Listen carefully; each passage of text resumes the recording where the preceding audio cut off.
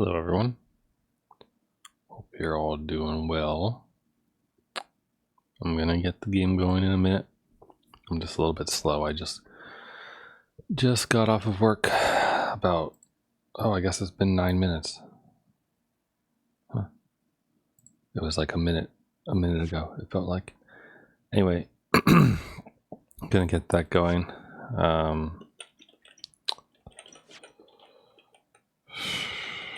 Just let me reply to a Discord message that just came in, and then we will be happy. Here, I'll even click the OK button so you can have the music while we wait.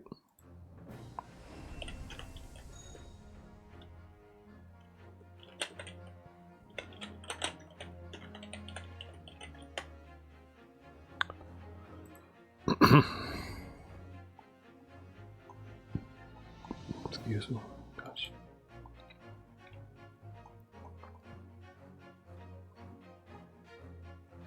Okay.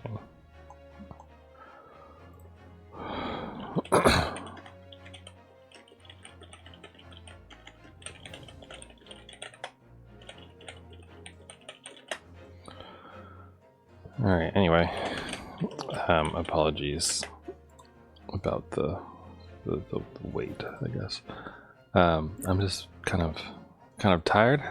Working an extra 2.5 hours isn't particularly enjoyable. So, but I will say that yesterday I got to see my parents for the first time in 8 months or so, which was pretty nice. So that was nice. That was good. And nicely, the waitress that we had at the restaurant that we went to complimented my hair. She was like, "Wow, I really like your hair," and that was nice. So that's my good thing. Anyway, apologies for 2 minutes and 20 seconds of nothing, basically. Let's get going with Twisted Karma and his last bow. Like Von Karma? Probably not, right? We're a little bit too early in the history for this. I think I do need to modify the sounds a bit, though. There you go, turn it up for you. Hand, Sholmes looked down at the thick, rolling fog outside our window. Yeah, what do you see? I wonder exactly how many mysteries are out there, hidden within this bed of fog, he said. 5. Indeed, a most bizarre incident, born of a curious advertisement. Is this for the Red-Headed A League? hellhound's mad gallop through the shadows of a serial murder. An executed man's graveyard resurrection in the dead of night. And a commonplace killing in a small, forgotten room at the edge of town. There is, naturally, always another side to every case, of which most remain ignorant.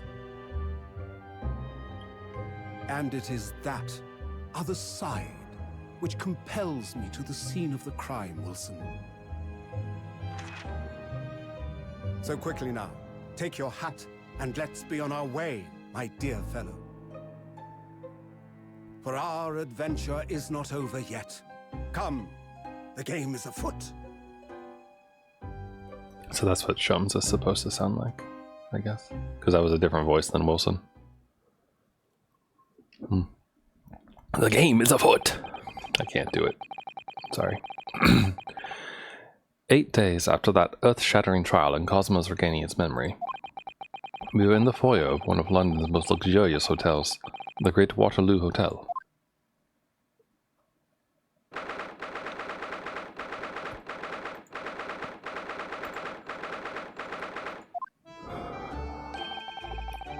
Professor Mikotoba is due to arrive at any moment. Yes! I'm so glad we got here in time. Susato-san hasn't been the same since what happened. Not that I'm surprised. The truth about Cosmos' father. Do you suppose my father knew? That he was actually the mass murderer? The professor, you mean? We probably should not be discussing this in a hotel lobby. Just saying. I knew that was what she was thinking about. There's a good chance, I'd say. I mean, they did come back here to London together 16 years ago, didn't they? Yes, that's true. Come to think of it, didn't you say that Professor Mikotoba knew about Cosma going missing in Hong Kong as well? That's right.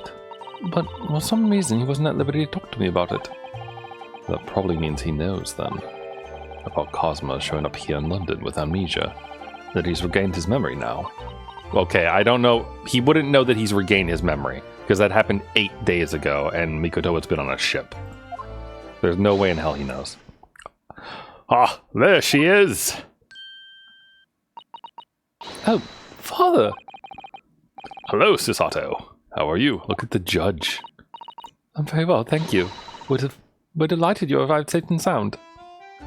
Oh, he looks different wearing Western clothing. Hello, Mr. Naruhodo. Very kind of you to take the trouble to meet us here. Oh, no, not at all. It's my pleasure. They've heard all about your extraordinary exploits here in London, you know. The news has crossed the seas. It has. I always look forward to reading the monthly reports that arrive with the steamships from Britain. Oh, I see. Well, thank you very much. Who is this man? And why do I feel as though I've seen him before? I take it from your expression that you can't quite place me. In that case, how about a little reminder, Seishiro? A firm tap should do it. Yes. A firm tap? What? Here we go, then. I hereby pronounce the defendant, Ryunosuke Naruhodo, guilty. Oh, you're...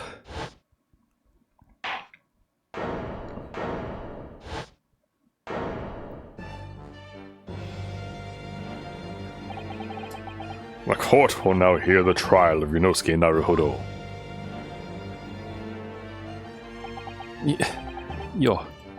Your Excellency. Hello, Judge Jigoku. How are you? It's been a long time. Good. You remember now. That really did the trick. Guilty! Only I was declared not guilty, wasn't I? And there was no laughing at the time. So, London again after all these years. Hard to believe it's been 10 years. To be honest, I never thought I'd be back. Neither did I. I didn't imagine Japan would ever be invited to an international symposium like this. Though really, I doubt anyone did, to be honest. It's all thanks to you, isn't it, Seishiro? What are you talking about, Eugene? Of course. Judge Jigoku, you must complete the set. He's the other man who, 16 years ago, came to London with Cosma's father and Professor Mikotoba. He's the third visiting scholar. Well, all those passport checks and luggage searches at the border took rather a lot of time. I must say, very envious of your ministerial status. You didn't have to go through any of that, did you? Oh, I knew you were jealous! Sorry, ministerial status? Yes. Did you know? Seishiro here is also Japan's Minister of Foreign Affairs. It was his personal insistence that allowed you to take Cosmo's place here on this study tour. Guilty as charged! Oh, he must have liked us more than we thought to do that. Oh, well, thank you very much. He's really every bit as important as he looks. How does he have time to both hold a court in the Supreme Court and also do all, like, the affairs that a Minister of Foreign Affairs would need to do? Oh, yes, now, Naruhodo, I received a telegram from Lord Strongheart yesterday. Oh, you did? It appears that some things came to light in a trial you were involved with 8 days ago. About what happened 10 years ago. That tragedy.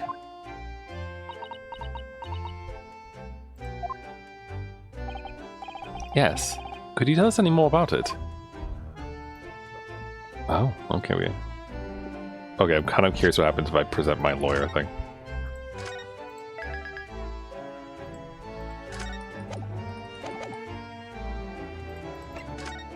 Hey, guys, you want to see my armband?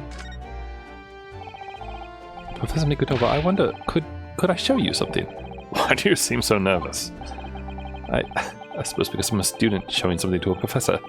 That's always quite nerve-wracking. Well, I'm sorry I perturbed you in that way. But anyway, I'm afraid I have nothing useful to say about that, really. Okay, fair enough. Just curious if you had anything to say. Let's ask about the journey from Japan first. So, how was the voyage here? Well, 30 days at sea is a long time by anyone's standards. It wasn't as bad as when we first came 16 years ago. No, that's true. Then I truly wondered if we wouldn't be drifting in the vast ocean for the rest of our lives. This time we followed the same route as you, so we were able to relax and enjoy the experience.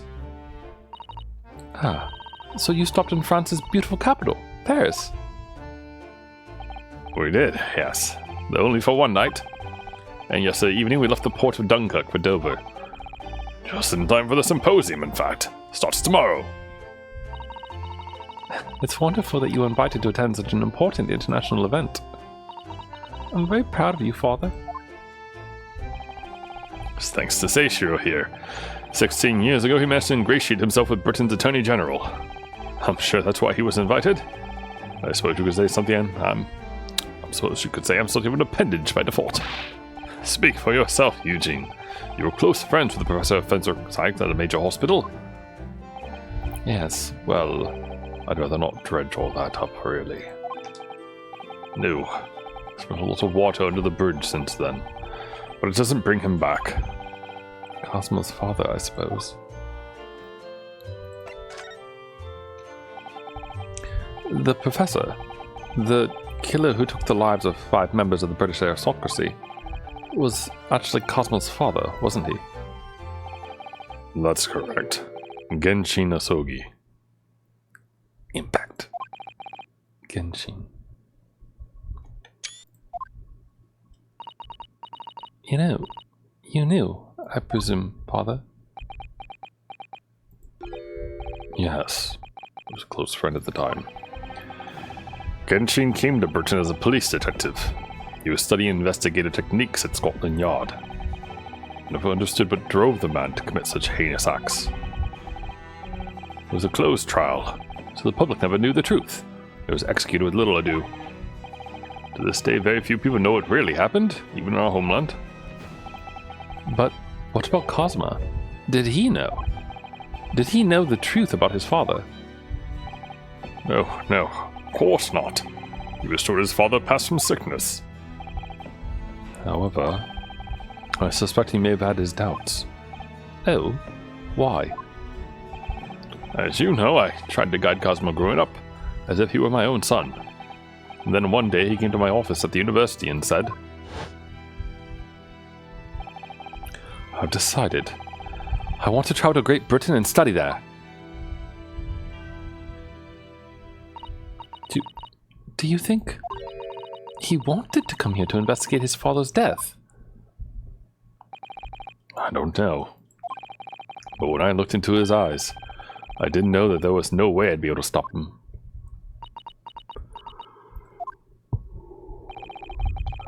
Something else came to light in that trial the other day, actually. Oh? What?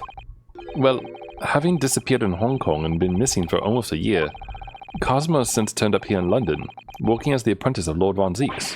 What? What? That's news to us. So, Lord Strongheart's telegram neglected to mention that part, then.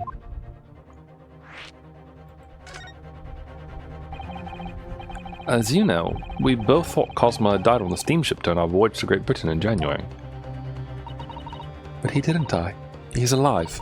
As you knew, didn't you, Father? In actual fact, no. What I did know is that when your ship docked in Hong Kong, he mysteriously vanished.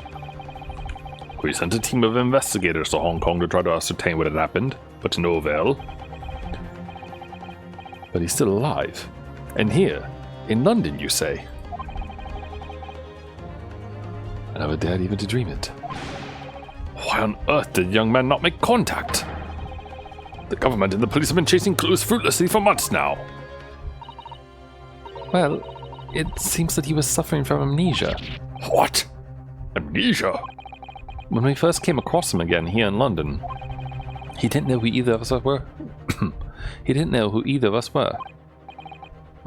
I see. He only regained his memory 8 days ago. This is unbelievable. Yes. It's quite miraculous. I wonder why Lord Strongheart didn't let us know. I must speak with him urgently. Yeah, no shit, you gotta. I wonder how Cosmo's been these past few days. Hungry, I assume. Would it be wrong of us to go visit him? Oh no, I guess Lord Von Zieks is probably taking care of him. That began 16 years ago now. It's a distant memory, really. It was Eugene here, Genshin, Asogi, and myself. We were the original 3. The first judicial scholars from Japan to travel overseas to study. Ocean warriors were not what they are today, I can tell you. 16 years ago. Things were tough for their generation. Your father was an exceptionally fine medical student at Yuma University at the time, you know, young lady. Yes, grandmother told me. He went to do research at a great London hospital to study autopsy. Practically unheard of in Japan. Yes. It was an eerie place, sandwiched between the back of a prison and a burial ground. Ugh. Not more talk of graves. Very often there's no one willing to deal with bodies following autopsy work. So you see, autopsy does have something of an unavoidable relationship with graveyards and prisons. Not my cup of tea at all. Also makes me think of Drebber. Do you remember that Scottish prison governor? Caden, his name was. He was a good man. Is it Caden or Saden? Probably Caden, right? Caden name pronunciation. Yep, it says Caden. Caden. Oh. Caden. It's a bit shorter, I guess. Yes. Then of course, in our 6th year here, everything changed with that dreadful case. When Genshin was arrested for a series of the most gruesome murders. I simply couldn't believe it. I know the man for years. I was a witness at the secret hearing and I tried to speak in his defense, but you went a little too far and ended up facing charges yourself, didn't you? Well, to suffice to say that after that trial we were sent back to Japan. There was nothing more we could do to save Genshin. It was a lost cause, sadly.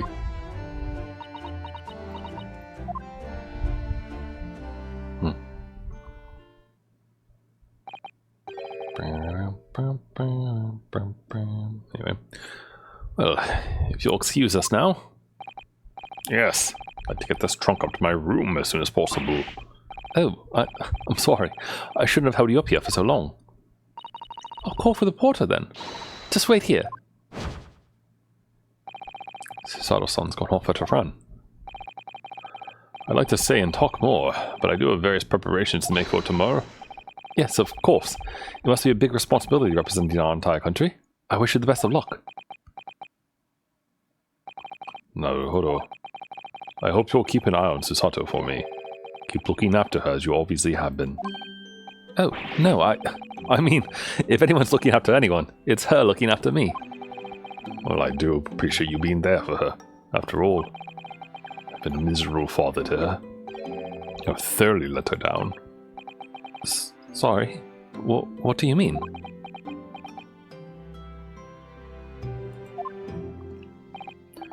Well, it was 16 years ago that I started my long study tour here in Britain, as you know. The very year Susato was born. Yes, I heard. The birth of my daughter was the most joyous event of my life, but... well... sadly it was accompanied by the most tragic event of my life too. Oh, yes. Susato-san hinted at something like that. It was a rather turbulent time at home. Anyway, I won't bore you with the details. The point here is I became rather less dependable than befits a grown man. It was then that Seishiro offered me the opportunity to study here in Great Britain. I was too worried about you to leave you behind. So perhaps I was a little heavy-handed when it came to persuading you to accompany me to London. So, that's what happened in a nutshell. That's also the reason why I now feel compelled to give my daughter as many opportunities as I dare. Though the world does not readily afford young women such things, I must say. I completely understand, Professor. One other thing, Naruhodo. I may be so bold I have a favor to ask of you. Oh, really? Of course, what can I do for you? Well, the thing is, I'm so sorry that took so long. Miss Susato. Now then, allow us to take your bags. Allow me to take your bags! One moment, if you please, Porter. Of course, sir! That machine around your neck. It's a camera, I believe. Quite right, sir. Just 5 shillings for a lovely photograph to commemorate a wonderful stay at the hotel, sir. Well, I think given the occasion we could justify the expense. Oh, yes, of course. Oh, that's nice. Oh, I think I was a little bit slow on the uptake there. I hope it doesn't have too much of a fade. I'd like to thank you for coming with me, Mr. Naruhodo. It's really made Father very happy, I think. Oh, well, I'm pleased then. But we were interrupted before. Professor Mikotomo was about to ask me something. Shall we return to Baker Street then? I expect Iris will have some delicious tea waiting for us. Yes, let's go. I'm getting more and more anxious about Cosmo, though. Perhaps I'll try to meet with Lord Strongheart later and ask after him. Perhaps we will. In the meanwhile, though, I kind of want to look around the hotel. Big chandelier we can investigate. Have you seen all those sparkling jewels up there? They must have gathered every gem in the world for that. It's called a chandelier, I believe. It's designed to provide elegant lighting in large, spacious rooms like this. So they had to gather every gem in the world just to illuminate one room? It's probably electric light bulbs that are actually throwing the light. If I tried to hang something like that from the ceiling in the office, it'd be scraping on the floor. I think perhaps chandeliers aren't for you, Mr. Naruhodo. No, I suppose not.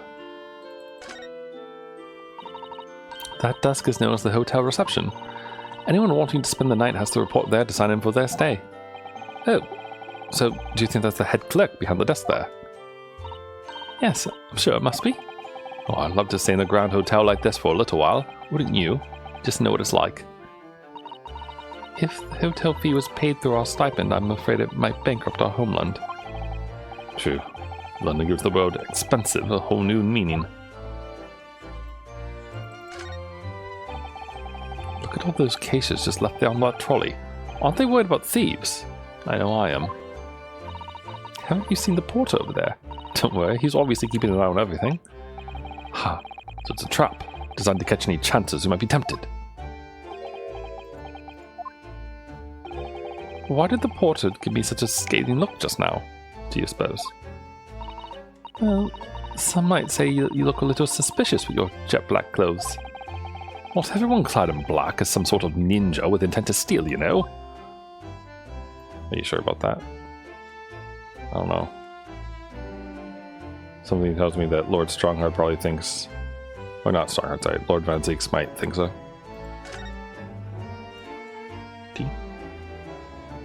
Oh, is that the Crystal Tower? Look at that. It's a picture of the Crystal Tower. Well, the Great Exhibition is one of Britain's most prestigious achievements in recent years. I wonder how tall it is. It really does represent the pinnacle of scientific achievement in so many ways. There's a 20-meter tall chimney on the bathhouse near my lodgings at Yuma University. The attendant there is always boasting it's the tallest object in the neighborhood. I'm sure. Did you know that over the channel in Paris, there's a tower that's 300 meters tall? What? How many times taller than the chimney at Yuma Hot Springs is that? And if it's that tall, how does it draw properly? The smoke would get stuck, surely. I don't think it's that sort of tower, Mr. Naruhodo.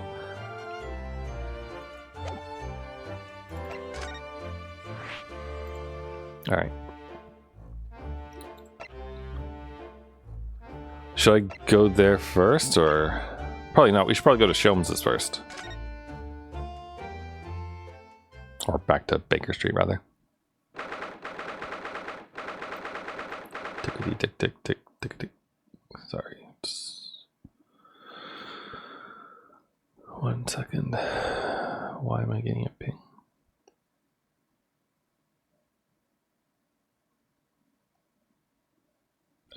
What? Oh. I think, never mind.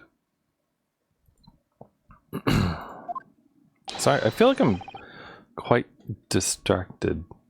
Oh god, is the Bohemian Boy here or something? I don't know how that's pronounced. Because that's not just a regular accent mark, is it? Ooey, ooey. What's that? A man screaming in the most unflattering way. Do you think... Could it have been Mr. Sholmes? Oh my, I do hope not. I don't want to do it anymore. Mon ami, mon ami. Stop this disgraceful display, huh? Who are these people? Look at their hair. It's bright red.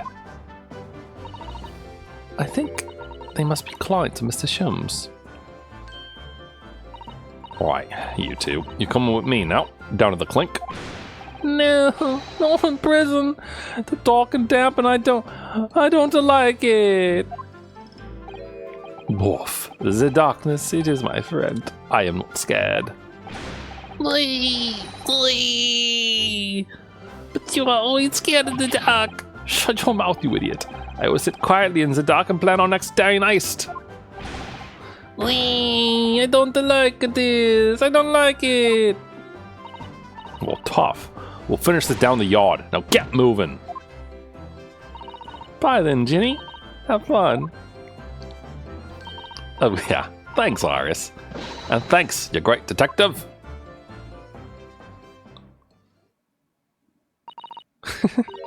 Gina makes a fine detective herself, doesn't she? Oh, Susie and Bruno. Hello, Iris. We're home. Well, did you find your daddy? Yes, we arrived at the hotel just before he and his friend. Oh, well, that's great news. Hope I'll get to see my daddy again soon. Ah, yes, of course. Dr. John H. Wilson. So, Harris, all that remains now is that greatest of problems known to man. But before we concern ourselves with that, I believe some tea is in order, don't you, my dear fellows? Oh, he's changed his hair.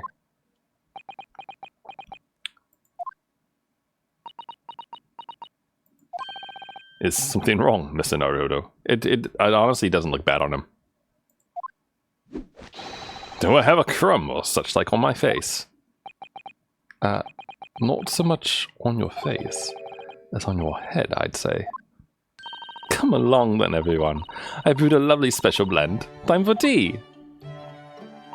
Well, whatever is going on here today?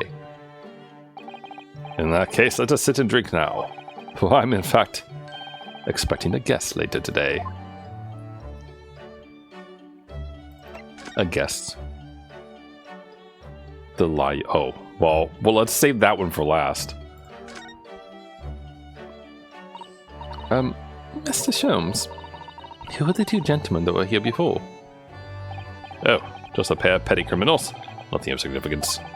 Of course, they have to make a living somehow. And when the mood takes me, I'm willing to turn a blind eye to all manner of infractions. When the mood takes you? All manner of infractions. But when such fellows set their sights on Mr. Sherlock Sholmes, well, that's when their luck runs out. Oh my, you're the target of a crime, Mr. Sholmes. But I quickly devised a plan to entrap them and deliver them to our young detective ally. You should have asked Gregsy to come too. Could have had an arresting tea party. I did send word, but no answer was forthcoming. The man is consummately in the wrong place at the wrong time. There's a word for it, I'm sure. Ah, I have it. A bungler. That's the word. It's a good job he's not here to hear you say that. So those redheads have been up to no good. I wonder what the men did.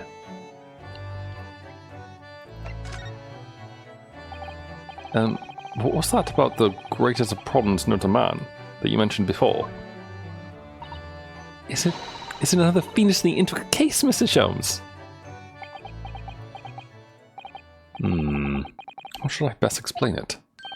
Are you aware of the theory of evolution by natural selection, perchance? Well, I think I've heard talk of it somewhere. Possibly. It's a revolutionary scientific theory that was newly proposed 40 years ago now. According to its author, Mr. Darwin, we humans were once apes who lived in the treetops. Wait, what? We were apes? Indeed. And from the very moment those apes descended from the canopy to live as humans, it's been our lot to be at the mercy of the greatest problem known to man. Our lot? What is this great problem, Mr. Sholmes? Why, is it not obvious, my dear madame? The problem of rent!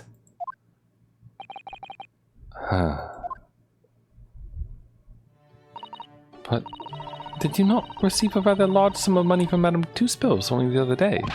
Pshaw, a large sum. One potted herb for Iris and a new motor car for me later, and all of it's quite disappeared, I assure you. Honestly, Hurley, you know you squandered it. Yes, well, anyway, 2 days ago, I discovered the answer to man's greatest problem, for the coming month at least. And what was the answer? Why, there's a substantial clue before your very eyes. Don't tell me. Let me see. Humans are sorry creatures, unable to see what is in front of their noses. Let me give you some assistance. Don't look, but observe me very closely. There's one particular feature about my person that has changed.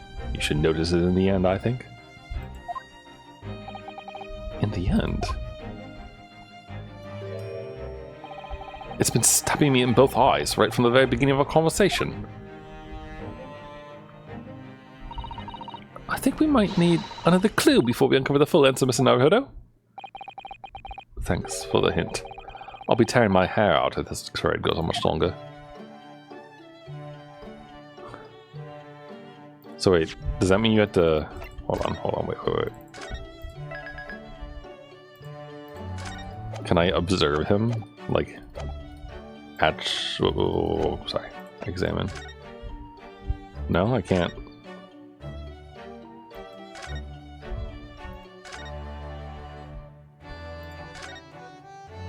Is it this? The mask Cosmo wore when he was assigned to Lord Von Zieks as his apprentice. When he cast it aside at the trial the other day, I just sort of picked it up. We have to give it back to him, I suppose. But he has his memory back now, doesn't he? And I can't help feeling he might turn around and tell me cordially to wear it myself. But isn't he your best friend? Yes, but he also kind of just like stormed out without really telling us anything, which is odd, to say the least. Alright, well, let's ask him about the lie. Mr. Sholmes, isn't it about time you told us the truth? Just over a week ago, you said to us,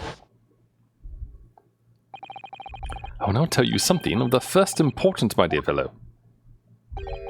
Great detectives are wont to lie. It will serve you well to remember that.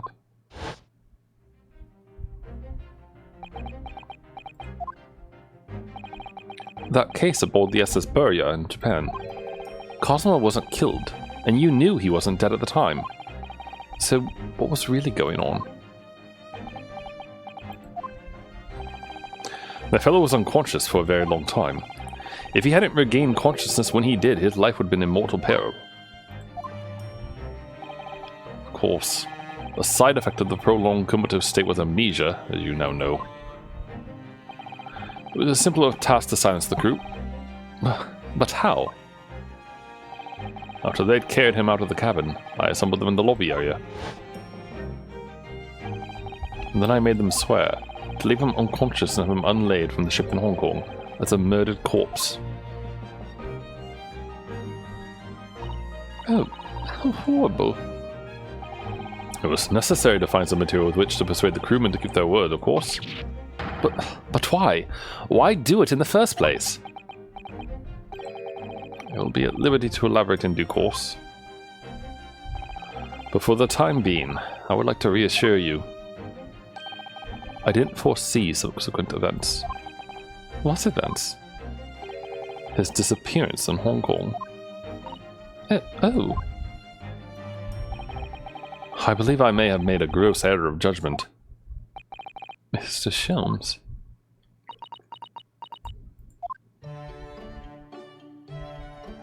That's it.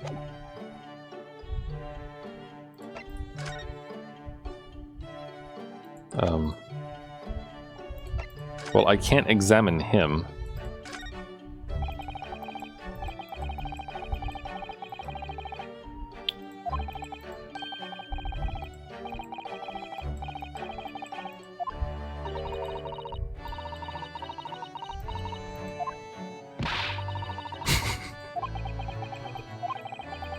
I worry sometimes about how Susato-san sees me. Okay, sorry, I thought I was examining... Oh, I can examine the paper. This looks like last week's edition. What's that article circled in red ink there? It's in an advertisement column. It says... To the Red-Headed League. The Red-Headed League? What's that? I don't know. I've never heard of it before, but...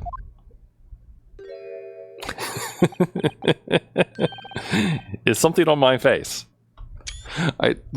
Susato's expression is so good. Clearly this has something to do with that. Lively hair.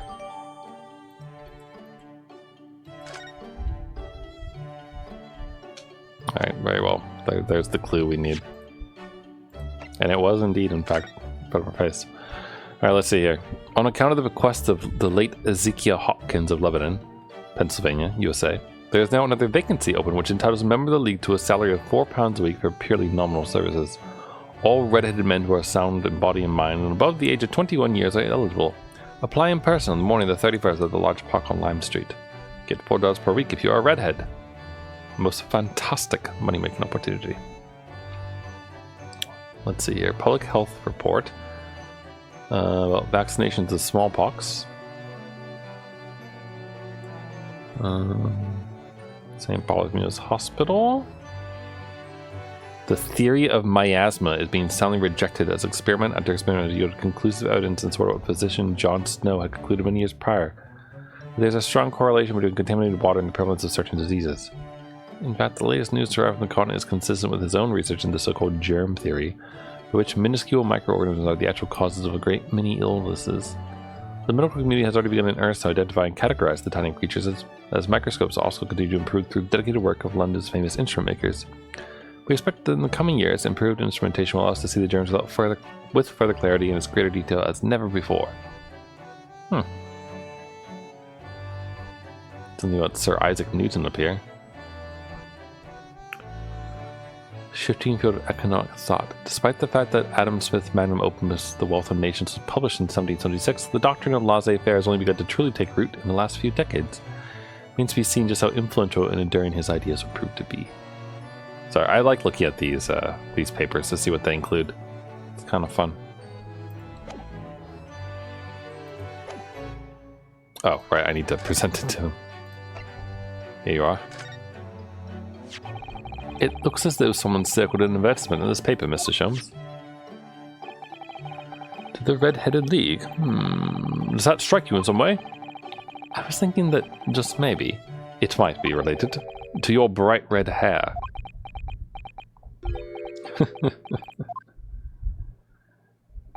So, at last you've learned to apply my methods, Mr. Naruhodo. Sorry? In the first instance, and quite indispensable, observation. Believe me, I could have seen that hair with my eyes shut. So then, allow me to regale you with the details of my latest exploits. Regale? A boast.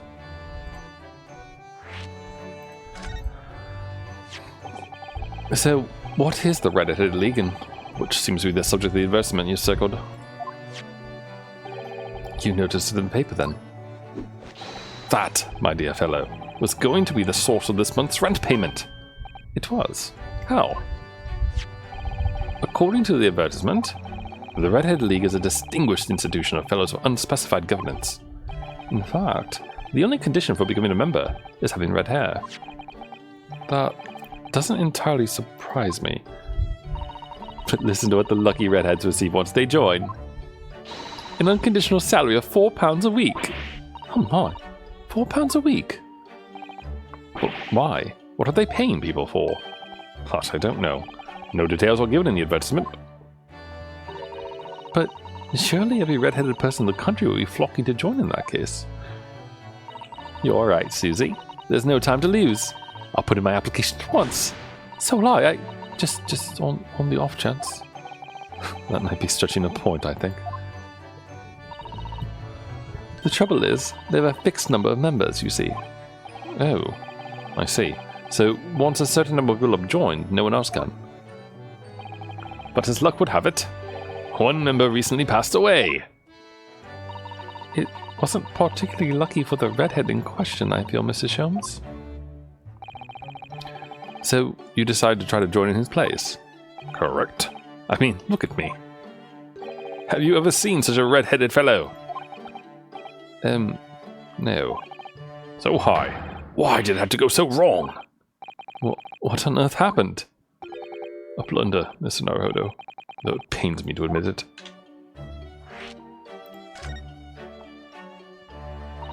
What did you actually do to your hair, Mr. Sholmes? I'm glad you asked, Mr. Sato. What you see atop my head is neither dyed nor a hairpiece. I changed the color of my hair overnight, by the wonders of chemistry. Chemistry? I was conducting some research into a method of rejuvenating spent tea leaves.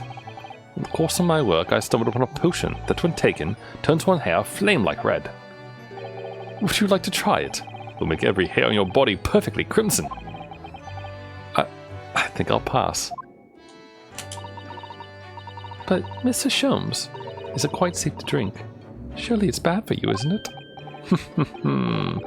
Amateurs are always hampered by such fears. Oh, I never should have doubted you, Mr. Sholmes. You mean to say? But of course. To earn £4 a week, one must be prepared to turn a blind eye to a little danger. That degree of red signals more than just a little danger, surely.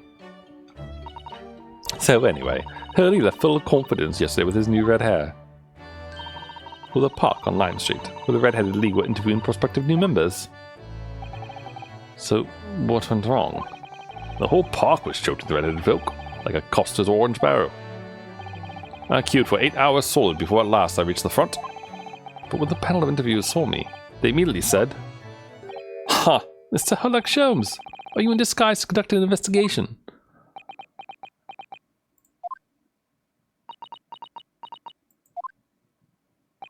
So, naturally I had no choice but to reply, "Shh, don't give me away." After which, I could do little else but turn and leave. Then this morning, when I looked in the mirror, irritation stirred within me. So I turned that pan to the police. Oh dear, what a disaster for Hurley and those two redheads.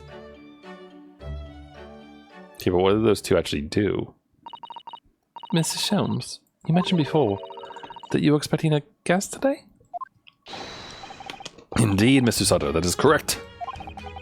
Not another of those red-headed gentlemen that were here before. Not at all. They were petty villains. The guest I am expecting is a client. Oh? A young gentleman woman. A young gentlewoman who wishes to appoint the services of this great detective, no less. How wonderful. How wonderful, Mr. Sholmes. You must stay and observe the fashion which a great detective receives his customers. Must we? I have you in my clutches now, Rent.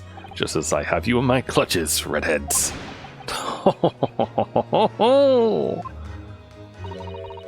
That hearty laugh is masking rather sinister thoughts, I feel. You know, the lady isn't due for another hour yet. Don't feel as though you must wait around if you have other things to do. Okay, so we're probably done with him for now. So I think in that case, we could probably head up to the Lord Chief Justice's office? Because I imagine there's nothing here. Maybe a conversation with Susato, perhaps. I figure since we're here, we'll go upstairs first. Okay, we can converse with her. Is she just... Oh, it's just what to do. It's good news that Professor Mikotopa arrived safely, isn't it? Yes, it's wonderful. And the fact that Paulo has been invited to this important international event really makes me very proud to be his daughter. Your father, Judge Jigoku, and us. And Kazuma, of course. There's an ever-increasing number of Japanese here in Britain's capital, isn't there?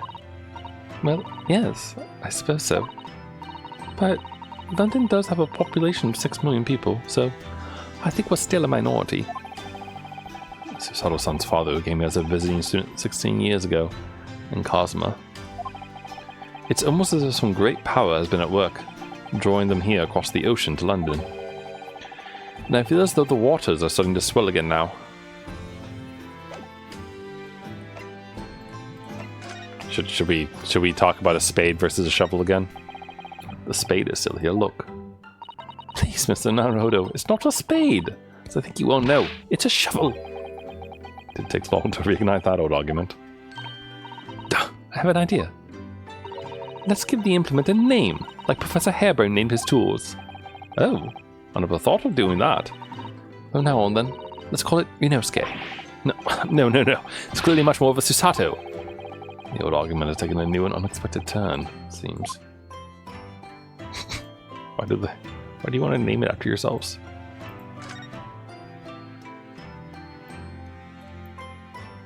Okay. Alright. To Lord Stronghearts. Oh, he's talking to Van Zieks?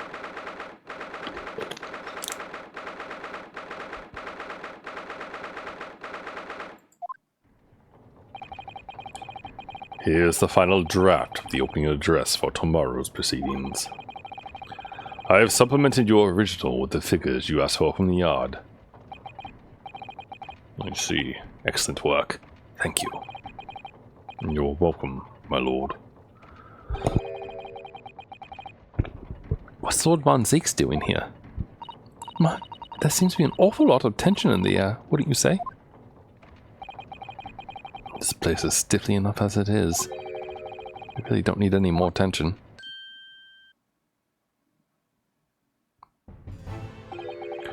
My apologies. I didn't notice you come in. Your small stature and dark dress makes you all but invisible to me. Oh, no, it's entirely my fault for wearing black, I'm sure. From now on, you must dress in white from head to toe when you come here. Now then, Mr. Naruhodo. Yes, my lord. I'm right here.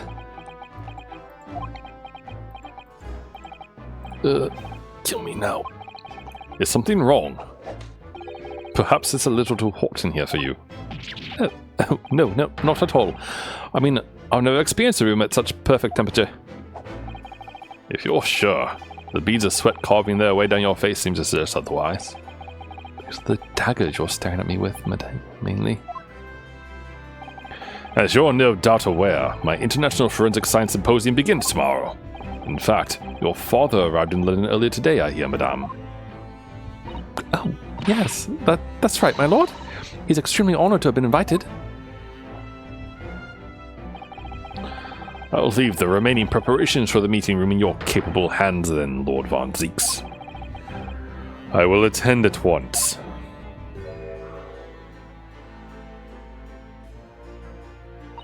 He gave you a very cold stare as he left, didn't he? I know, but I haven't done anything. Have I? These past few days, my feet have barely touched the ground, I must say. My dedicated right hand of many years was recently put out of action in spectacular fashion. Oh, I'm sorry to hear that.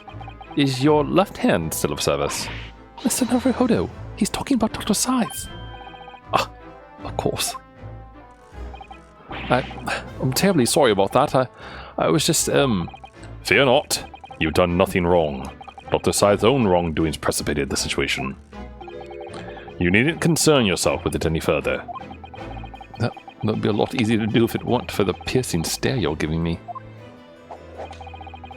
Lord von Zieks is doing an admirable job of holding the fort. Though disturbingly, his apprentice has been missing since yesterday. Oh, missing? What's become of Cosmosma now?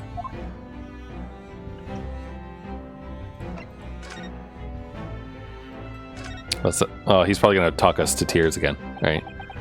Not long ago, visitors' numbers to the Great Exhibition exceeded 30 million. 30 million? Are there even that many people in the world?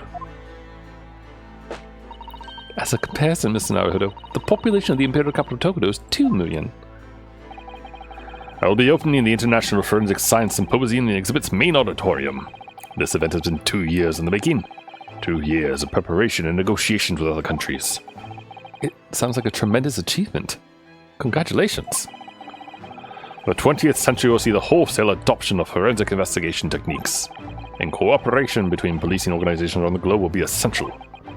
Which is why this landmark's first symposium had to be hosted here, at the heart of a great British empire,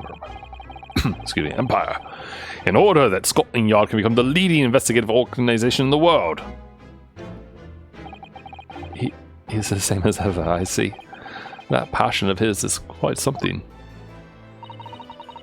You're every bit as passionate in your own way, I'm sure, Mr. Naruhodo. I'm the only person in this country who truly cares about a future that embraces forensic science. It is my intention to become Her Majesty's Attorney General and reform the Yard from the ground up. So the disgrace of the forensic investigation team has been a bitter blow to my ambitions.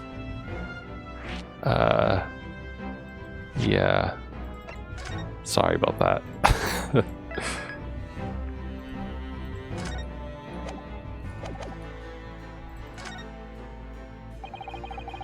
I first established the forensic investigation team a year ago, experimentally to start with Dr. Sai at the helm was steadily accruing an impressive record of achievement. I was on the verge of changing its name and elevating its status to a full-blown forensic investigation department. Can you not do that now? Obviously. Nobody wants to hear anything about it at the moment. Even I can't keep this story out of the papers. 6 million Londoners will be cursing forensic science now.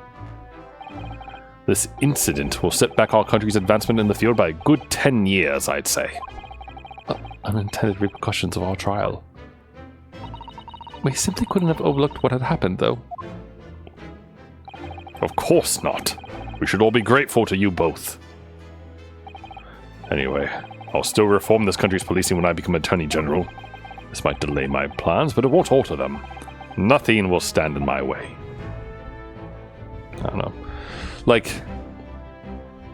I don't know, man. It's hard to, like, not think that he's going to somehow be a bad guy. Like, you know, saying nothing will stand in my way. It's like a clear sign of, like, I will murder for this.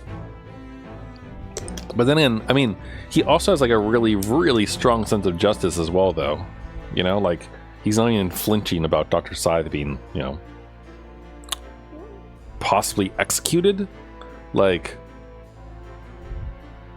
she technically committed murder, and murder means hanging. So, you know.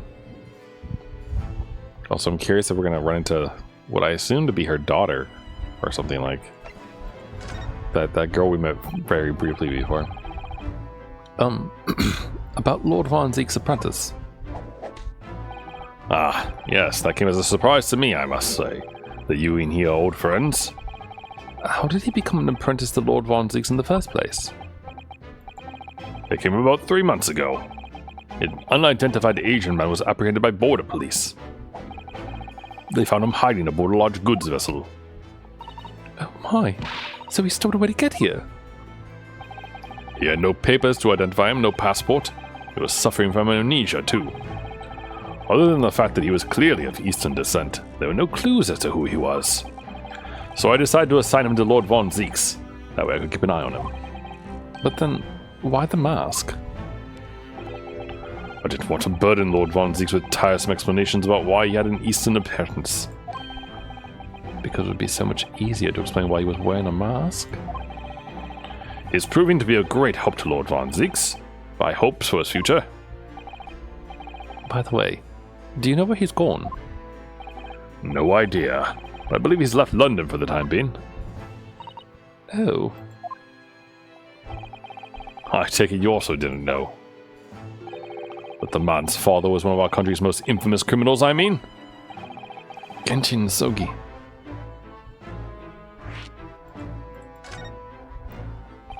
What we learned from that trial 8 days ago was a huge shock. Finding out my friend's father was... Ah, yes. Genshin Osogi. The Professor case 10 years ago caused a great stir here in Britain. They were such awful murders, and unprecedented, using a ferocious dog as a murder weapon. And no one would have believed the culprit was a foreign student invited to study here by the government. The true identity of the killer couldn't be made public, and can't be made public now. Nobody in your country knows it was him, and neither do the citizens of London. The main motivation was to avoid aggravating relations between our two nations at the time. I understand. Correct. However, it has to be noted that there were some supporters of the Professor's apparent cause. What? Supporters? For mass murderer? The majority of the man's victims were a blight on the aristocracy that day. So much ironically, their deaths actually benefited society as a whole. Or so a fair few lay thinkers in London believed, anyway. Right. I see. But it was still murder, wasn't it? It seems very similar, doesn't it? To the idea of the Reaper of the Bailey.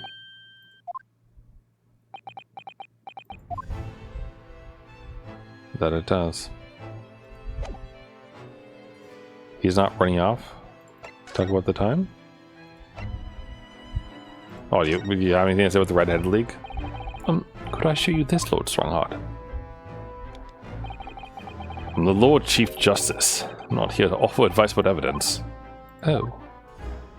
Especially when the evidence in question is so dull. Ah, so that's the real reason.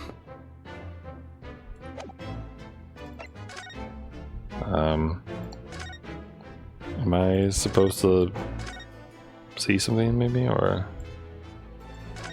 I guess not. I wonder if I can move to the prosecutor's office from here. I guess not.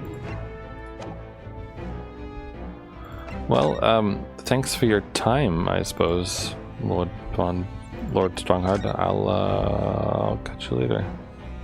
I should love to ask if I could borrow some books, but I just can't. Oh, Susato. Alright. Yeah. Let's go meet Sholmes' client, probably, right? Ding-a-ling-a-ling.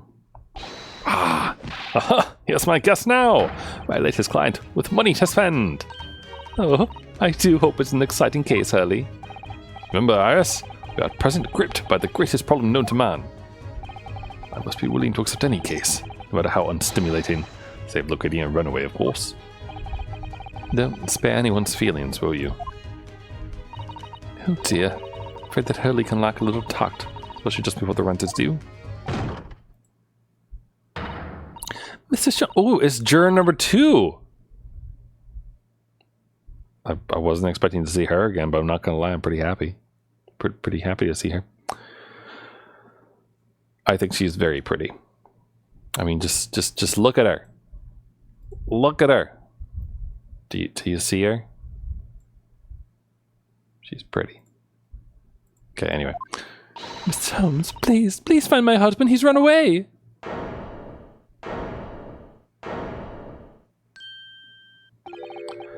To upset me. I beg your pardon. Never mind. A personal matter. My apologies. What exactly are you trying to say, Mr. Naruhodo? I didn't say a word. Come, my dear madame, be seated. Iris, some tea, if you please. Of course.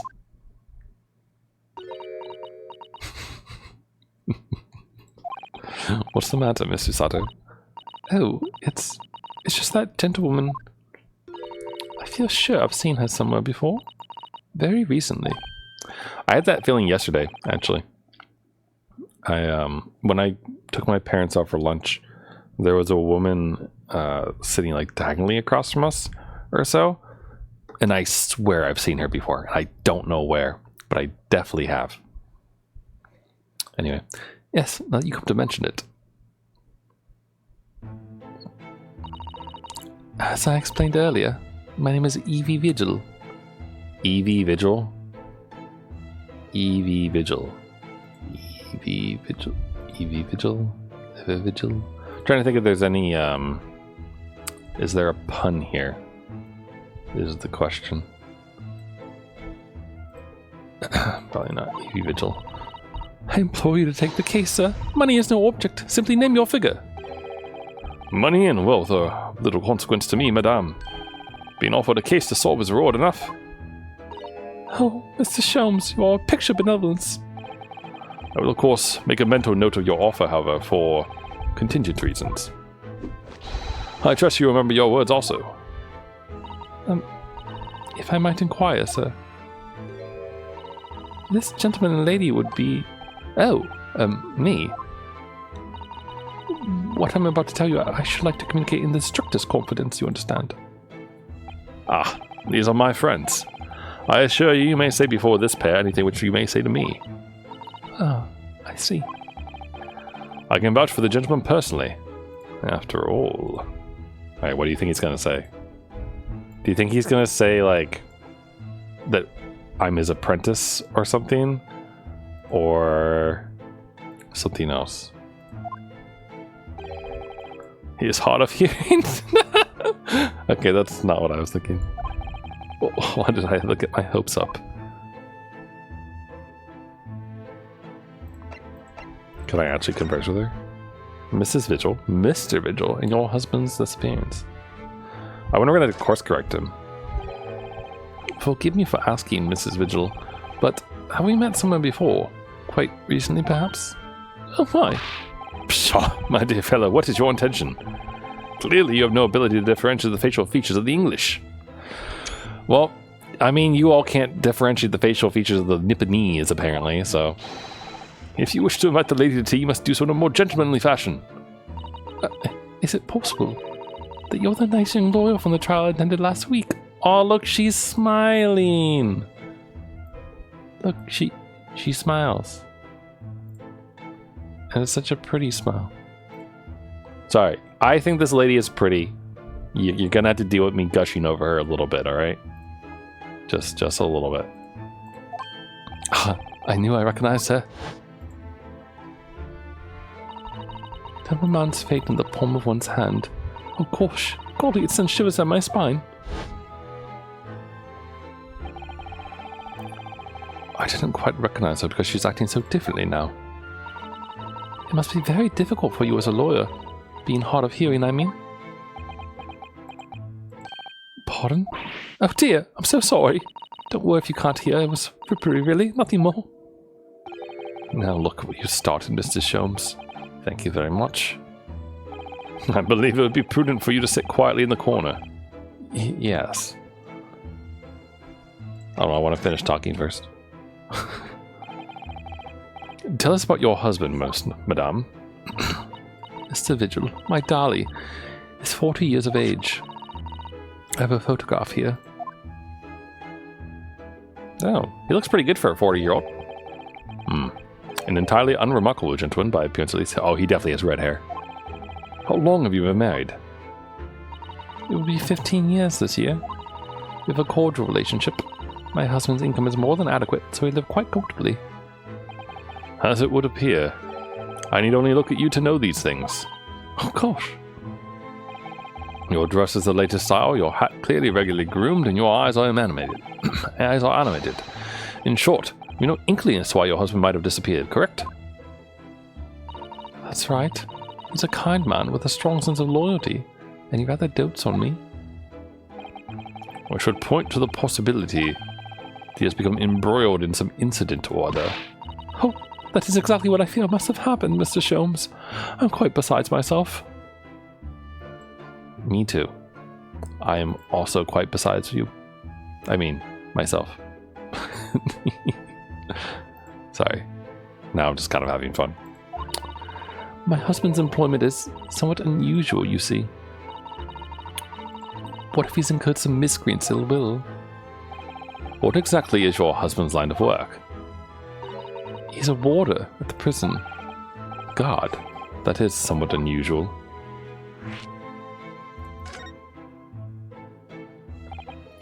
So, your husband is a prison warder? That's right, yes. Well, in actual fact, he's the chief warder. Indeed. I see. Well, chief prison warder certainly qualifies as something of a specialist occupation. Yes, it does indeed. My poor husband must prepare those dreadful punishments and see that they're carried out. Dreadful punishments? Does she mean capital punishments? And at such times, he must occasionally spend a night or two in the prison dormitory. But for that extra responsibility, he's remunerated more handsomely than the other warders. Of course, we make no mention of my husband's work to the neighbors. Yes, I believe your prudence is justified. Tell me, at what prison is your husband engaged? Barclay Prison, Mr. Sholmes. Really? Barclay? Oh, a fine establishment. If I'm not mistaken, there's a large cemetery just behind it. Yes, that's correct. Lowgate Cemetery? No. Lowgate Cemetery? The very place we were discussing in court. That's unbelievable. Unbelievable, my dear fellow. And yet undeniable. Sorry, Mr. Sholmes. I'm afraid you've lost me. Ah, pay no heed, madame. Pay no heed. A private matter. This can't really be a coincidence, can it?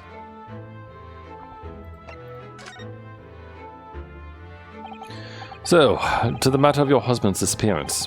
When did you realize he was missing? Please try not to laugh. It was yesterday. I'm sorry. Yesterday? That really is recent. Laughably so.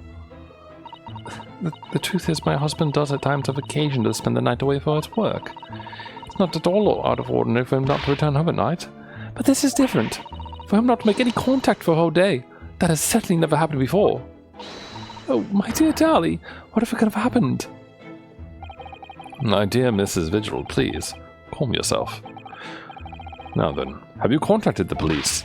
Why, naturally, but sadly, they refused to listen to my pleas as my husband has only been missing for one day. I was asked to wait patiently at home. In truth, Miss Vigil, I concur with the police. However, let us not be hasty. I see no reason why we should not engage my detective powers to track your husband down anyway. Oh, thank you, Mr. Sholmes.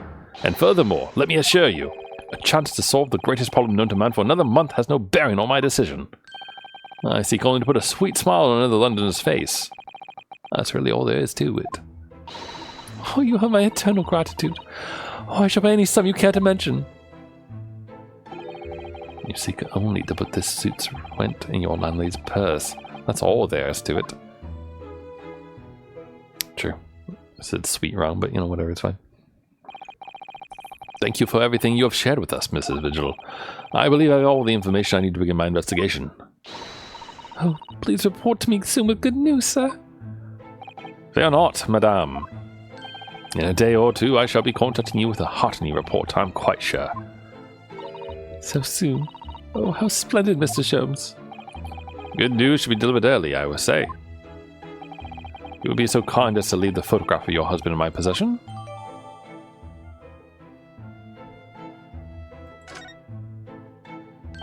Thank you. Now, allow me to show you the door. I can't thank you enough, Mr. Sholmes. You've been simply marvelous.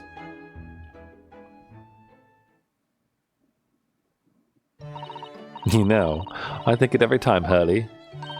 But how do you come out with such nonsense? Good news in a day or two. Are you sure? I can't be sure, of course. But then I didn't swear on it.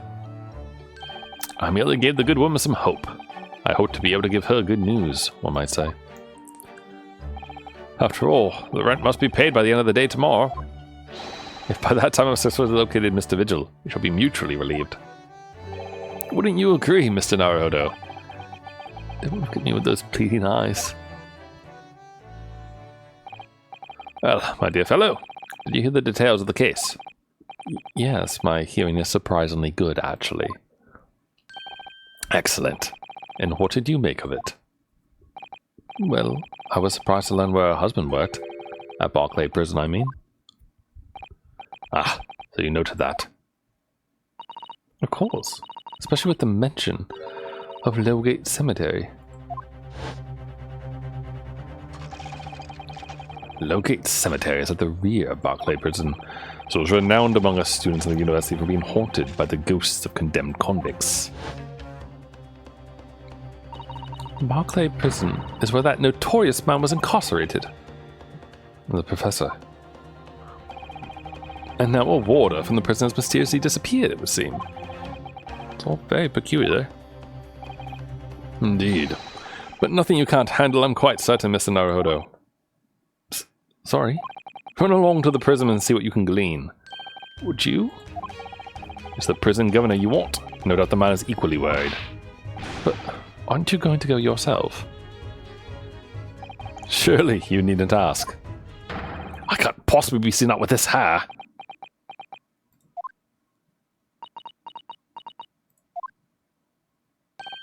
But didn't you go to Lime Street with that hair? That was a quite different matter. So I leave it in your capable hands. Now, if you'll excuse me, I'm rather busy.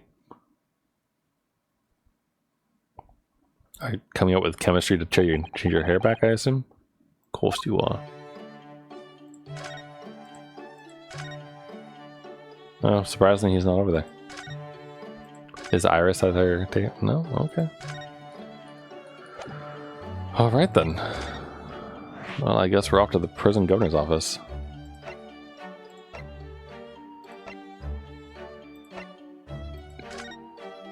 Alright, let me just get a sip of water into me and whatnot.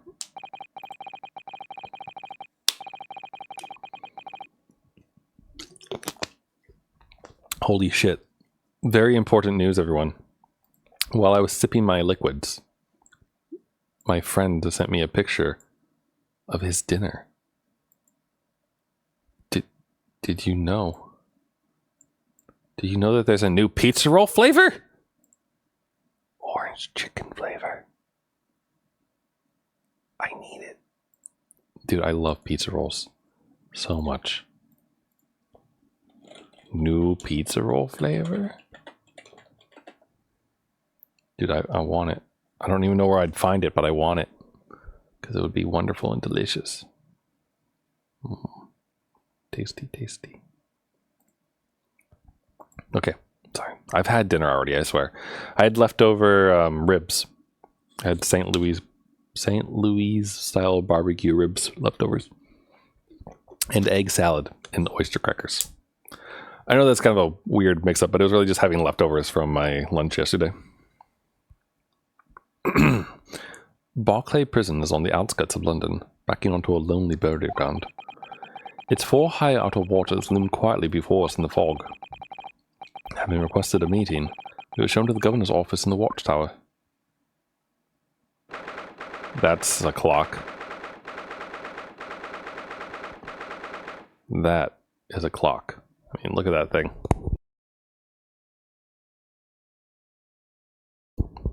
Crazy.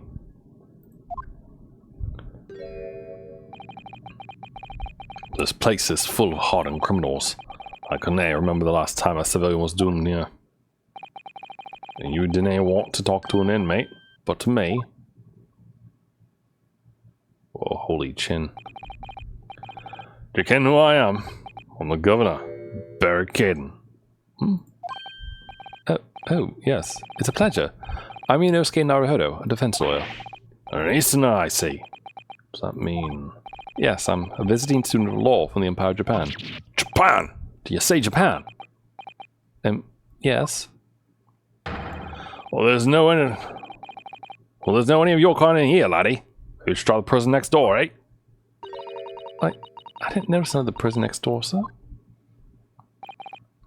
Anyway, we came to ask you some questions about... I don't like to be so direct, but... I've no intention of speaking with the likes of you suspicious-looking Easterners. Now get all my hair. So as soon as he finds out that we're from Japan, he acts like this. That surely means... I think it's because of the professor case. You think so too? 10 years ago, Genshin Nasogi, also known as the Professor, was incarcerated at this prison. And then, after his execution, he apparently re-emerged from his grave in the cemetery behind the prison. I might have known. You're sniffing around about with that case, aren't you? Your agents, eh? Part of the Professor's great web, no doubt. No, not at all. We're just... Get going with ya, before I punch your lights out. We're going. Maybe the ghost of that killer still haunts this place. We're not going to get anywhere here. Unless we can somehow prove to this man that there's nothing suspicious about us. Governor Caden? What are you thinking, Mrs. Otto? I feel sure that name came up in conversation recently somewhere. I wonder if whoever mentioned him might have some idea to help us. Come to think of it, I have the same feeling. So, yeah, he's just gonna do that. Very well then. To the Lord Chief Justice. Maybe? No? Let me try this. No.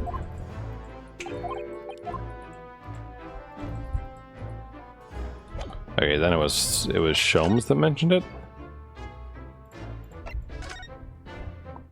Sholmes? Oh, he's not here. Okay. Okay, then. Was that the Waterloo? Mikotoba's here. That's Professor Mikotoba over there. Hello, you two. I was just taking a moment to catch up on the world now that I'm unpacked. But where's Judge Jikoku? Yes, he's not the relaxing sort. Taking himself off to pay his respects to all the legal bigwigs. Having only just arrived in the country today. Goodness, he is full of energy. Professor, you mentioned something before about how you'd known the prison governor at Barclay Prison. Oh, Governor Caden, you mean? So it is the same man. Father, we must speak with the governor. But he refused to talk to us. He said we were suspicious Easterners. Well, sure, if I accompanied you, it would be a very different story. Would you? That'd be wonderful. If you have time now. Sadly, as you can see, I'm very busy at the moment. Busy drinking coffee on a comfortable settee. Settee? Settee? Settee? Is that just a fancy word for a couch? What is the difference between settee and sofa? They mean the same thing, according to sofa.com, which sounds quite authoritative, doesn't it? According to the Merriam-Webster's, a settee is a long seat with a back, or a medium-sized sofa with arms and a back. Is this like a rectangle square situation kind of thing?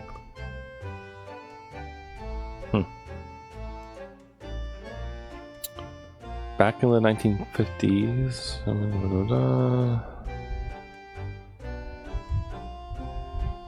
Oh.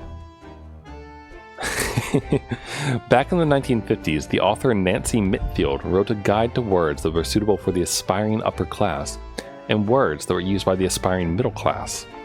According to Mitfield, the upper class tended to use simpler terms, similar to the working classes, whilst the aspiring middle class would opt for more pretentious language. In terms of sofa, Mitford suggested that sofa was the correct term, whilst couch and settee were the more pompous terms used by the aspiring middle class. It's kind of funny that couch is also considered pompous by this lady in the 50s, because like couch is the standard word that I've always heard, and sofa is not. And I've never actually heard the word settee before. So settees does sound like hipster shit. But sofa and couch, they feel interchangeable. I mean, clearly this thing says they are, but I'd probably always use couch. So does that make me poor or rich?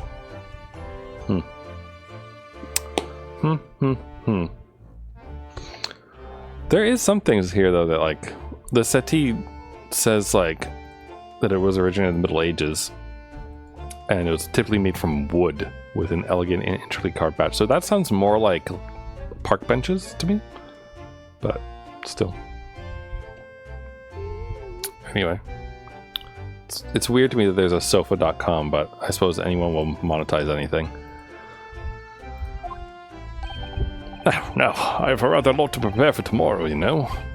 Oh, sorry. I didn't say that out loud, did I? You Mikotobas are alarmingly good at reading people's thoughts. Well, could it be that you Naruhodos are alarmingly bad at hiding your thoughts? Let's not fall out now. I have an idea. What are you writing on that piece of paper? Here's a letter of introduction for you. Hopefully when he sees my name, he'll change his tune. Ah, thank you. Good luck then.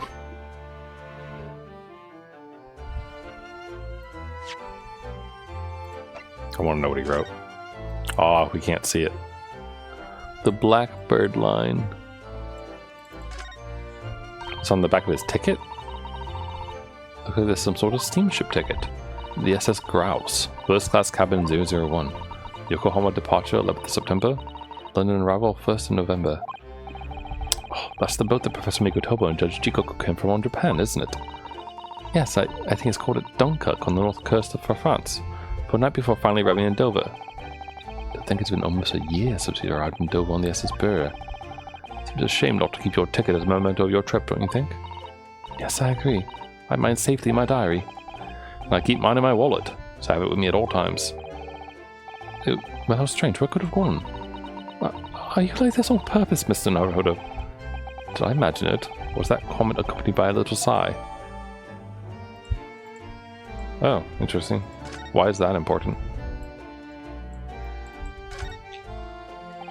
Professor Mikotoba has wonderful handwriting, doesn't he? This dark-suited young man is not in the least bit untrustworthy. Is it just me, or does that make me sound extremely untrustworthy? Oh, I do wish he'd at least call you a nice young man. I'm really not sure that would help.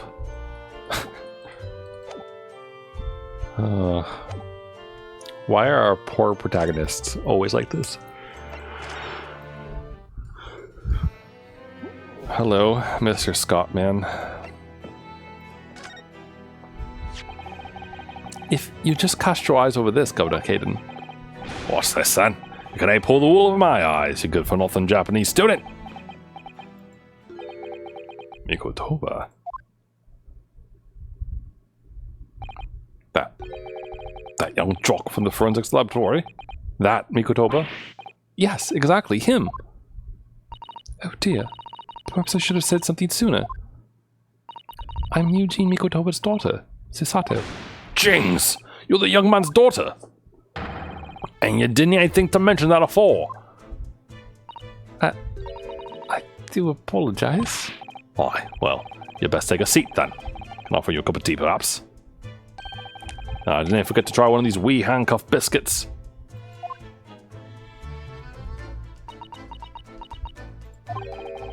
Your father's influence is nothing short of amazing.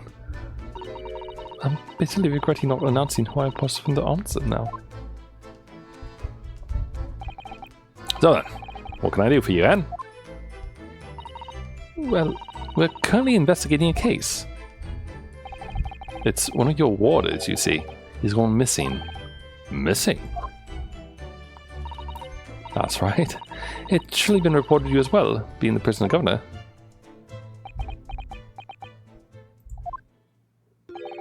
I haven't heard nothing of the sort. There's no missing persons in my prison. Oh, but how can that be? It's Mr. Darley Vigil, your chief warder. Vigil? That's right, his wife came to us and asked us to investigate his disappearance.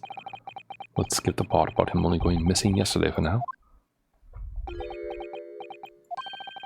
Clearly that means something to him. Would you be so kind as to tell us what you know, sir? Aye. Of course.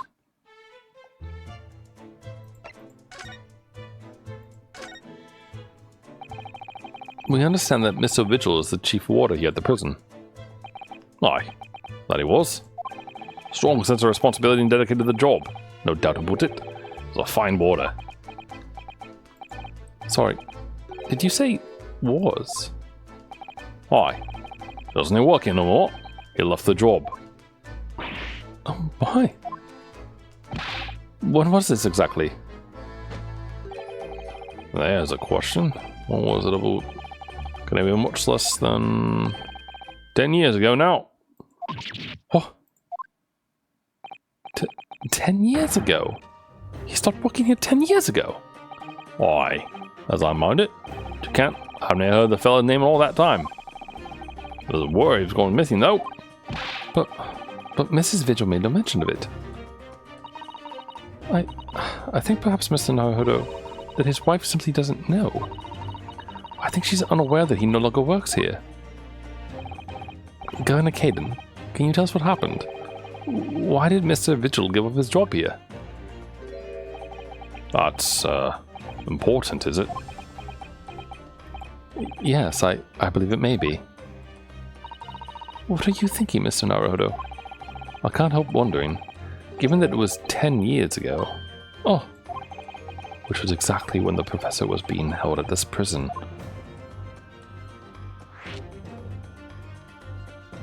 I don't know if we're going to get locked out of dialogue, so I'm going to save here, because I want to make sure to ask about Professor Mikotoba. So, Mr. Vigil actually resigned from the position of Chief Warder 10 years ago, you're telling us? What happened to make him leave the job? In actual fact, he didn't leave the job willing. No choice in the matter. You mean he was dismissed? It was after a particular walk. Sorry, a walk? Aye, that's our word for it in here. A walk to the gallows. An execution? It's the job of the chief warder to prepare the gallows tree and oversee any executions, you see. Only Vigil did something unthinkable in that last walk he was manning. But what did he do? Sorry, but I can't reveal that information. But I can tell you that it's very rare for a chief warder to be relieved of his post. But why wouldn't Miss Vigil know about it? She appears to be under the impression that her husband still works here. I wouldn't care anything about that, I'm afraid. Can you perhaps answer one more question about the circumstance of his dismissal? And what would that be, Hen? That last execution that Mr. Vigil was responsible for overseeing, was it by any chance the professor's? My thoughts exactly. I'm sorry, I really am. But I'm no at liberty to stand to that. I see.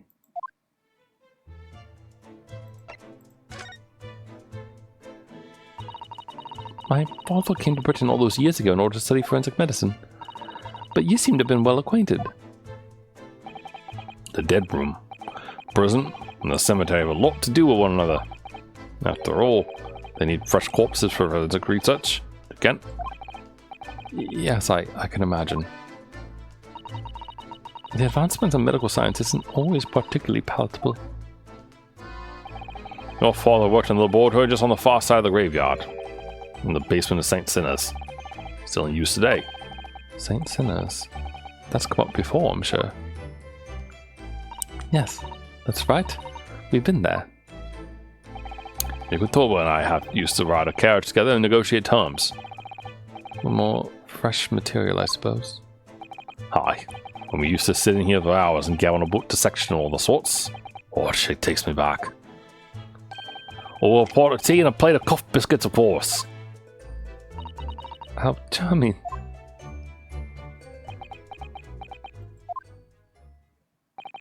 He was a good fella, your father. Reliable and dead set on his work. But I'm afraid I'll never understand you Japanese. Because of Genji and Sogi, I suppose.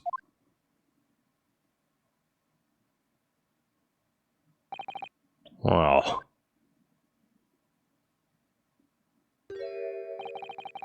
Can I tell you anything else? Thank you so much for your time, Governor. Oh, one moment before your way in. I'm sure I have it here somewhere. I just noticed the axe on his hip. Oh, found it? Yeah, take this as a wee souvenir of your visit to the prison. What is it? That's Vigil's dismissal notice. 10 years old now, of course. Oh, my. Are you sure?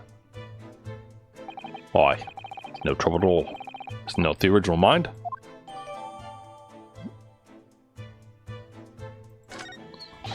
Thank you very much, Governor Caden.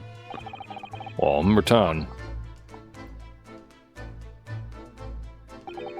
do me a favor and never come back here.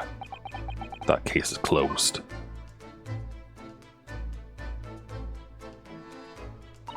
Well, I think we ought to return to Baker Street for the time being. Yes, I agree. We need to report to Mr. Sholmes what we found about Mr. Vigil.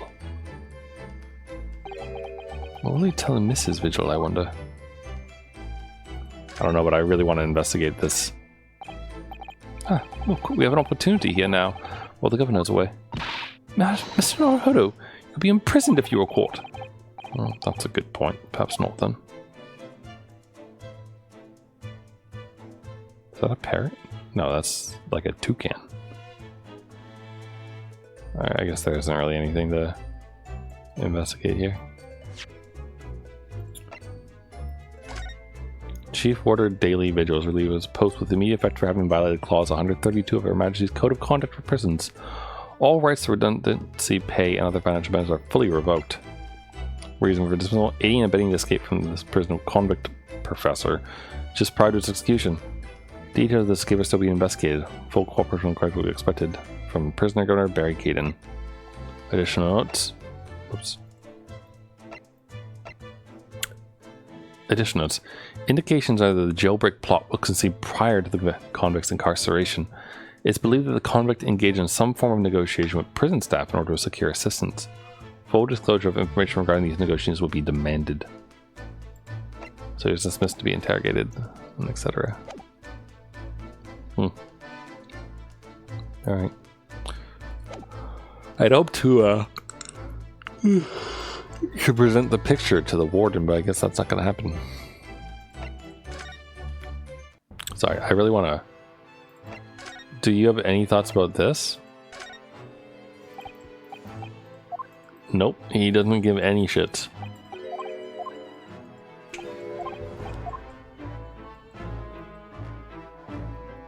Alright then.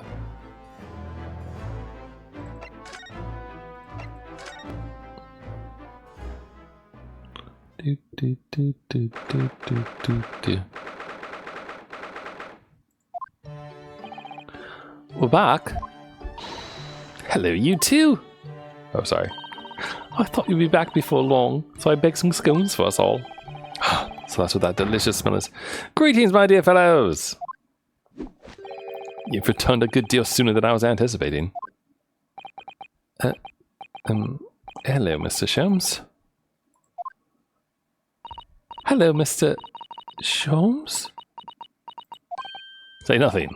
Your thoughts are written all over your faces in any case. Turns out that it may have been advisable to test my hair color restoration total before application. Oh my. Pray, tell me, what of our warder friend? You've garnered some new information. Oh, yes. Something very surprising, in fact. Though it's not a patch on your hair, to be honest. It most certainly isn't. But still, we discovered that... Sholmes! Oh, it's Ginny. Drop everything, Sholmes. There's more important. Gina. I can't Adam and Eve it.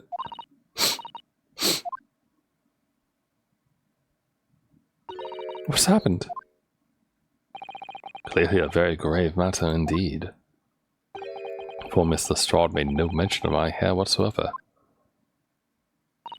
It's the boss. What do you mean? Inspector Gregson. Oh. The boss is...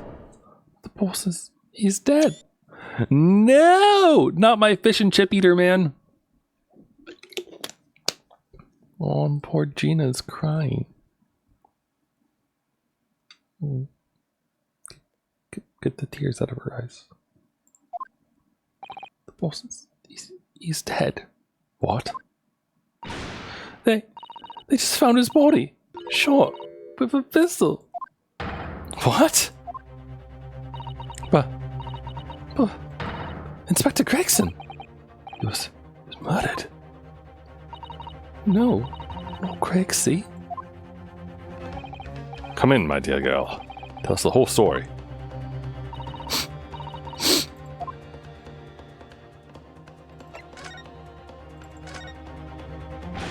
Are you serious, Gina? Inspector Gregson was really shot. I don't know much about what happened. I don't know much about what happened myself, yeah? They're still there, investigating the scene. Where did this take place? A little rented room in a building full of flats on Fresno Street.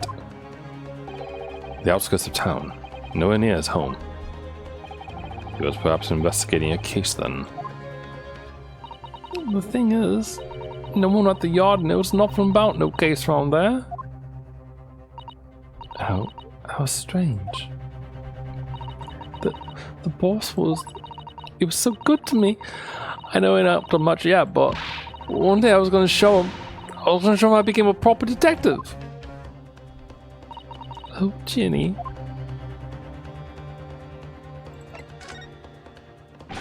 So, who did this? Do you have any idea who the culprit is? They got him already. Already? They've caught the shooter so soon. Witness reported something was going on. And the boys got straight down there and took care of him. Who? What awful person did this? It's gonna be daily vigil. I still can't believe it myself. Gina? Is it gonna be the judge? It was the Reaper. Is it gonna be Cosmo? Wait a minute. You don't mean they've arrested Lord Von Zieks for it? That's right. That Reaper bloke's gone and shot the boss. No. Lord Von Zieks. Are you quite sure, Miss Lestrade? Is Baroque Von Zieks the police have arrested? I saw him with my own eyes in the interview room at the yard. I don't believe it. But there were witnesses, and they were all saying it was him. Is Cosmo gonna be the prosecutor? So, you mean there were actually multiple witnesses? They heard the gunshot, apparently. And when all lot got to the scene, it was only the boss and that Reaper bloke in the room. But there's no way Lord Von Zieks would have taken Gregson's life. I just don't believe it. I don't believe it either.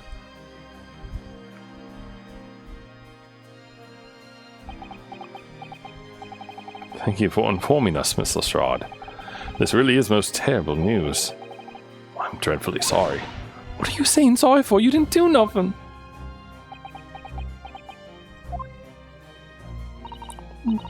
Well, anyway, I'm taking a cab over to the scene right now. Please come in all, as soon as you can. You've got to help.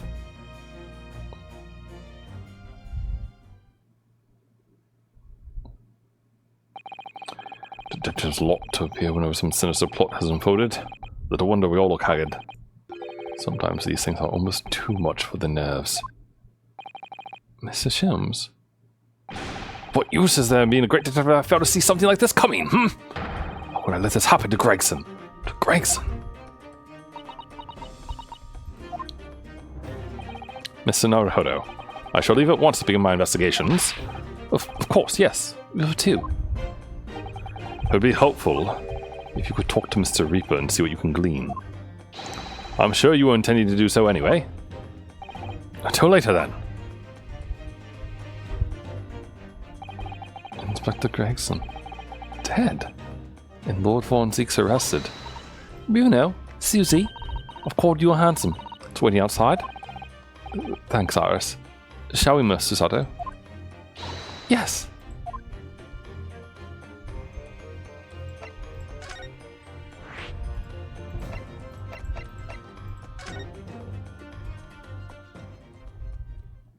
He's just in there reading. Oh, he's probably not going to want us to defend him, right? There he is. Lord Von Zieks behind bars. So it's true. He really was arrested. He's sitting with his back to the wall, reading something. I don't think he's noticed us. Lord Von Zieks?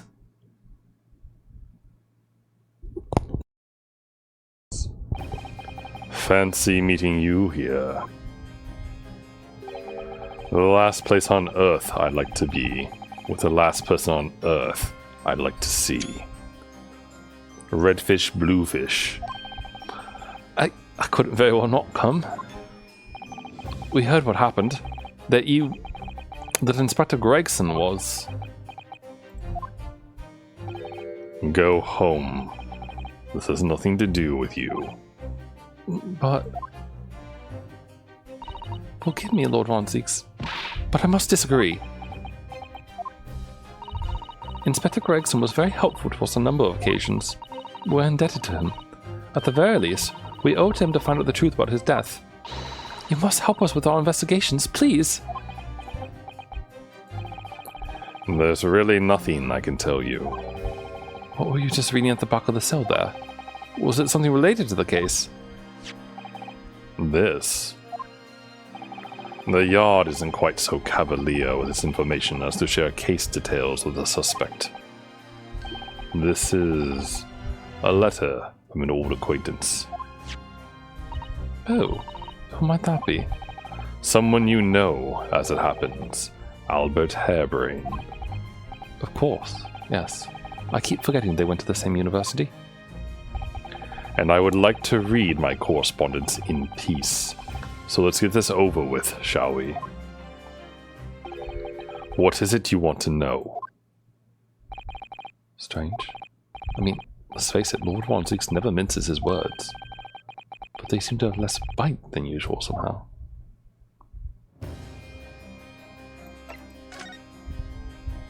Sorry.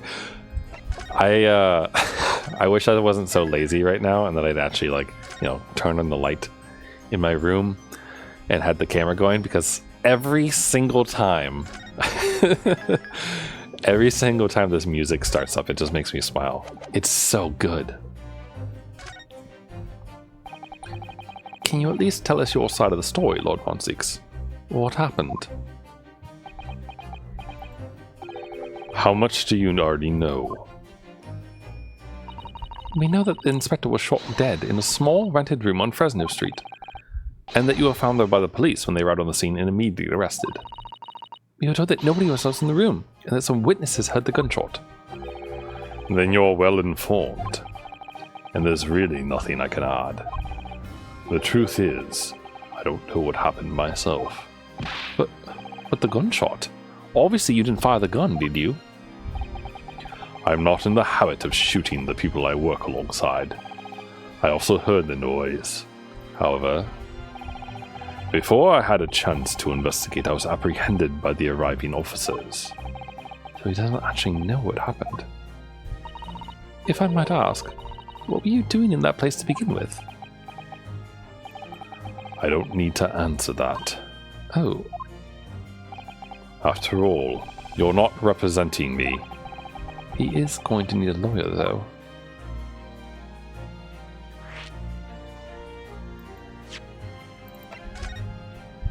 Again, just in case, exhausting one option doesn't let us get to the next.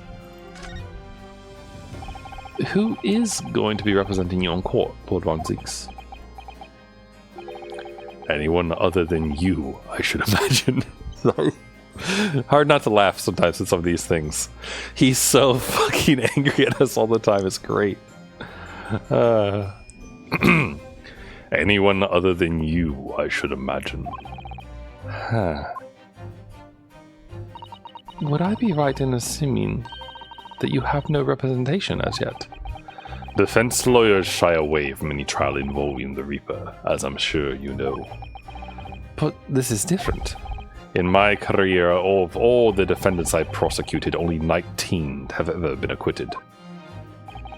Of them, 16 subsequently died in mysterious circumstances. Questions will be asked now. Surely not. I assure you, no defense lawyer will want to touch me with the end of a barge pole. But you didn't actually have anything to do with those people's deaths, did you? It's been 10 years now that I've been known as the Reaper of the Bailey. Believe me, nobody wants to know the true identity of this killer more than I. However, it seems things may come to a head before I have the chance to uncover the truth about that. What does he mean by that?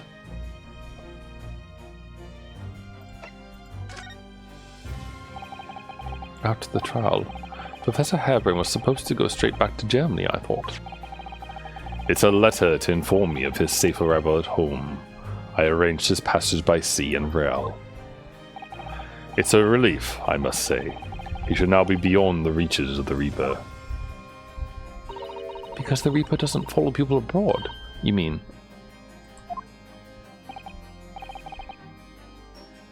Yes, so it seems. Your stooped Japanese friend, for example.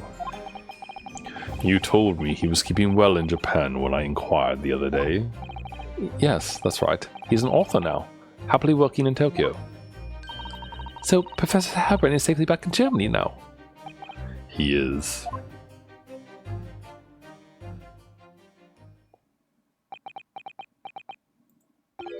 So, it appears our conversation has run dry. There was a 2-second silence, that's all. Well, in any event, if you'll excuse me now, I wouldn't like to detain you. I was wondering, Lord von Zieks, if you'd like, I'd be happy to advocate for you. You trust me, do you? Yes. I've heard you speak many times in court. I've seen how you treat people. So I'm quite sure that you would never have taken another's life. It's just, my feelings can't be used as evidence in a court of law, sadly. It's a very gracious offer. However, I trust no one. What? Not the police, not the judiciary, and not you Nipponese. But please. I have no intention of engaging your services. The chasm between us is just too wide and too deep, it seems. I'd appreciate it if you don't visit again. Then neither of us will waste any more time. Oh. Perhaps we need to dig a little deeper and find out more about Lord von Zieks and what happened to Inspector Gregson. To Fresno! No.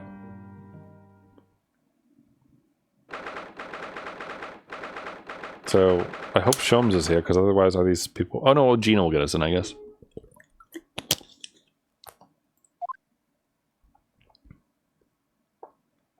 Gina? Is that red hair right there?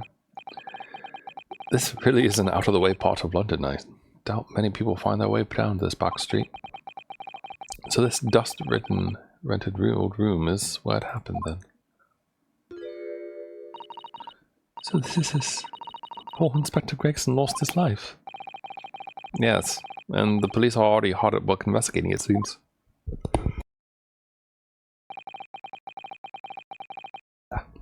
I don't see Mr. Shums anywhere, though. Perhaps its investigation will take him elsewhere. Oi, what do you think you're doing there? Every one of them drawers have got to be taken right out so you can look underneath and all. I want the space above the ceiling checked, and don't forget to look inside the chimney stack too. Blimey, ain't your lot never gonna look out over the house looking for dough when the owners are out of town? Gina's obviously got some unique investigative techniques she wants everyone to adopt. Oh, so you turned up at last. Mind you, I ain't been here long myself. Hello again, Gina. Sherman's only just left. You're lucky you missed that. He went prancing around in here, pointing at stuff and flicking at it. That art officer then just scuppered. Oh, he's finished investigating already, you mean? Yeah. He didn't stop to say nothing to no one. What do you mean? Gina, would you mind if we investigated too? Listen, Odo. You're a lawyer, right? Yes, why? Well, you're not thinking of trying out that Reaper bloke, are you? Oh, poor Gina. She's never going to forget, is she? That trial will haunt her forever. Gina, if you don't mind me saying, if Lord Von Zieks really is responsible for this crime, he will be duly and fairly judged in court. I suppose you're right, yeah? Go on then, Odo. Get investigating. I want to know the truth about what really happened here. Thank you, Gina.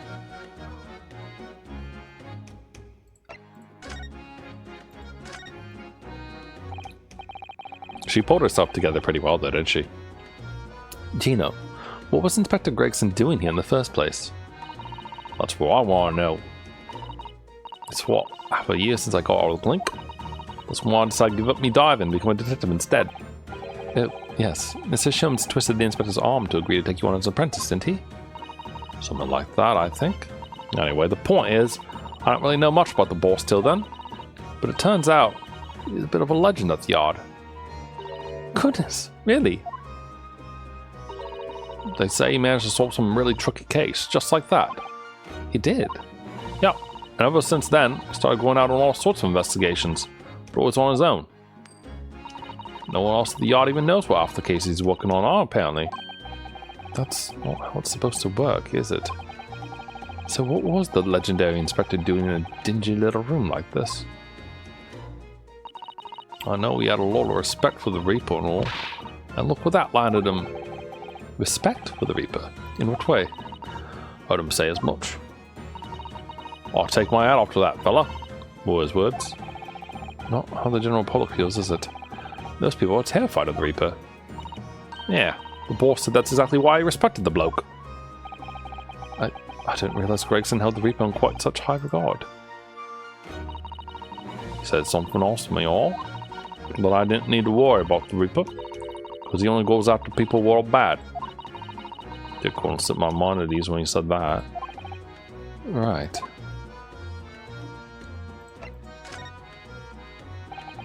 What is this place then? Does anyone live here?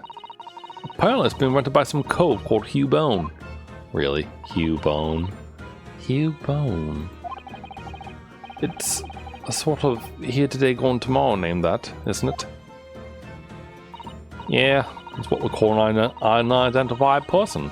Haven't been able to get in touch with him. Let's see. Well, judging from appearances, I'd have to say that this place hasn't been lived in for a long time, if ever. Alright, all the lads from the yard powered down to get stuck into the investigation. But they're so little here, no one knew what to do with themselves. I do wonder. Yes, Mr. Sato. Well, could it be that this Hugh Bone is in fact Inspector Gregson himself? What? How could that be? Well, if he was investigating on his own, it's quite possible that this was in fact some kind of secret office of his. I never even considered that. Nice work, Sears! We're actually following the line on quite like that ourselves. You are. If you look around the room, you'll see there's a few things that hint at it. We should really investigate this place in detail. Right after I get done with this, though. I see that's where the poor inspector was found, over there. Yeah, that's right. They said it was a single bullet what did him in. Apparently the bullet went right through him and struck that candle tree on the wall. Oh, yes, it's blown one of the candles apart completely. Two of them, actually. And the gun uses there on the floor. The Reaper's in it. No denying that. What? Really? How do you know that? Take it easy. I don't know what to do with myself when you stare at me with them big wide eyes. I'm only saying what I've heard. I don't know much about guns myself. But there's some bigwig lawman or whatever who said so. Why don't you ask him? A bigwig lawman, is it? Oh, it's gonna be Jikoku. Anyway, Fresno Street runs along that window there. There are some street sellers just outside with the gunshot. Oh, but I don't recall seeing anybody outside. Yeah, they all went taken on the yard for questioning, that's why. We're talking about the yard's legendary inspector here after all. Beginning of grilling. Do you think we might be able to speak with the street sellers ourselves? I doubt it. The lads at the yard will just want to know what you're snooping for and you'll be up for a grilling and all. So I can't interview the witnesses then. Shame.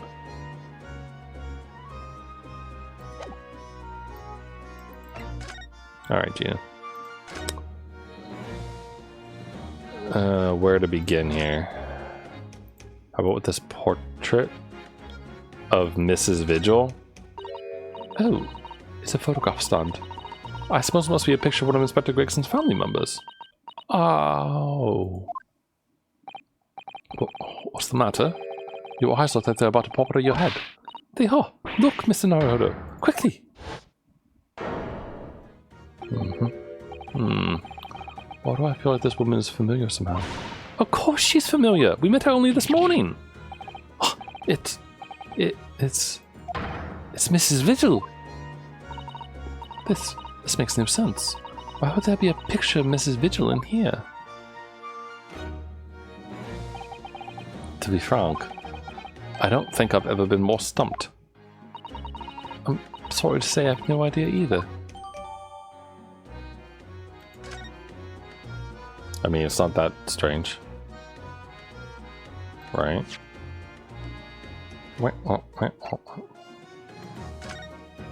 Oh, you can't, like, turn around. I was thinking there was going to be something on the back of it.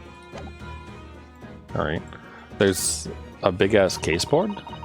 This looks like some sort of notice board or something. It's absolutely covered in scraps of paper. Oh, Mr. Naruhodo, look!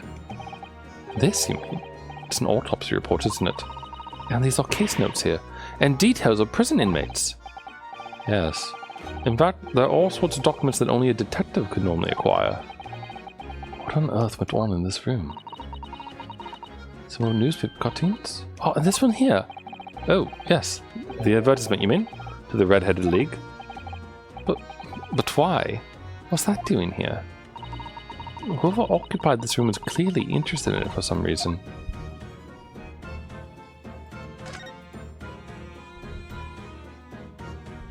Well, I mean, there's a red-headed wig here, isn't there? Ever since we came in here, I can't take my eyes off this thing. Oh, funny enough, neither can I. It's a hairpiece, isn't it? It is! It is! A bright red hairpiece!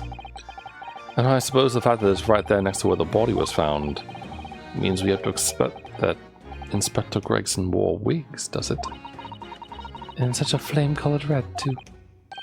Yes, that's a colour we've come across very recently elsewhere, isn't it? Exactly! This is a vital clue, I'm sure of it! What's with the doll? Oh, what's this? It would appear to be a little mortal policeman. It's rather charming, isn't it? In a way. Seeing as it's on the floor here, do you think it belonged to Inspector Gregson? It's a little hard to imagine Lord Von Zieks playing with something like this. Only about 8 centimeters tall. Could have fallen out of someone's pocket, I suppose. Think we should record it as evidence, just in case.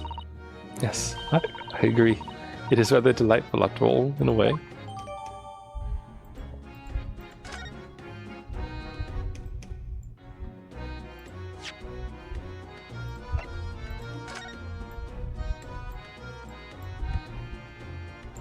Does the hat come off? The helmet of this charming policeman appears to be a little worse for wear.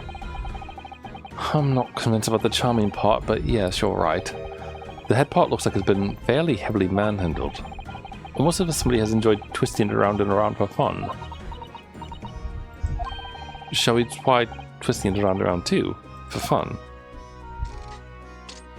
Oh. Oh, what's that? It appears to be some sort of key. But it's tiny though. Could it be a key for a door?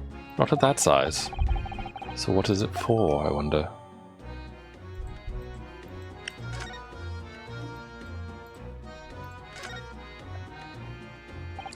Are you sure that's not a gun? This looks like some sort of key. Yes, it does. A very tiny and simple key. What's a little key doing inside of figuring out a policeman in the first place? And what is it for?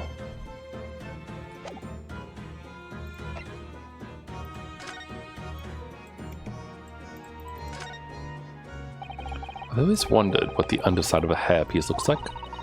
It doesn't surprise me at all, Mr. Naruhodo. You always want to see what lies beneath, don't you? Does he now? I'm not sure that's quite how I'd put it. You must have to use lots of bird lime to keep it in place on your head. So it doesn't get blown off in a gust of wind, I mean.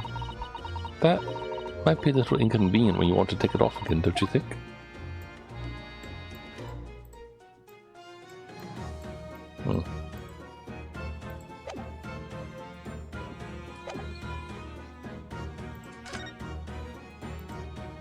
Okay, I just wanted to see if the if that door was openable with the key we just found. This is presumably the murder weapon then. Oh my, it is real, I suppose. I think so. Guns are so rare in Japan, I really know very little about them. There's only one way to know for sure, Mr. Naruhodo. Fire a shot. No. If I did that, I'd be looking for a skilled lawyer to represent me in court. It's at least safer just to ask someone who might know, I think.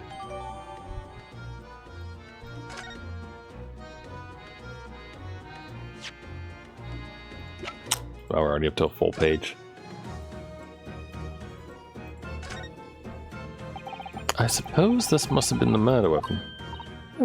Oh my, it is real, I suppose. I think so. Oh wait, this is the same thing that I said before.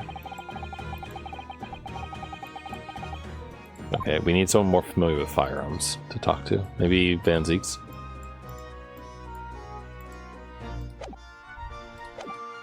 Probably not Gina.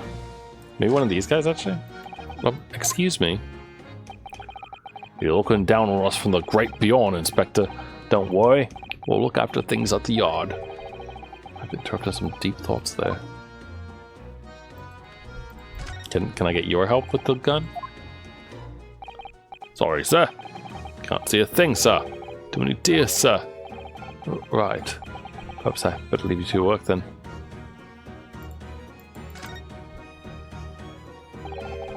The top of one of the candles in this candle holder has been completely blown off.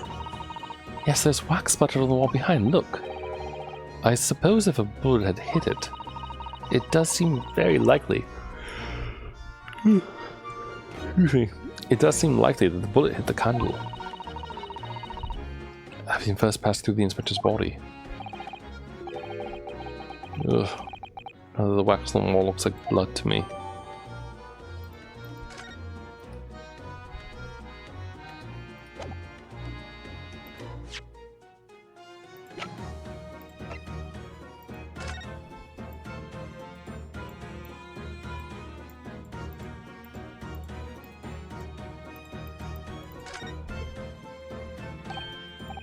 There's some black marks here, look. Yes, they look like some sort of scorch marks. So perhaps a bullet struck the candle here, do you think? It's only this one candle that's been cracked in half, it seems. Yes, I think you might be right. Firearms are rarely used by criminals in Japan, so I'm not particularly knowledgeable. Okay.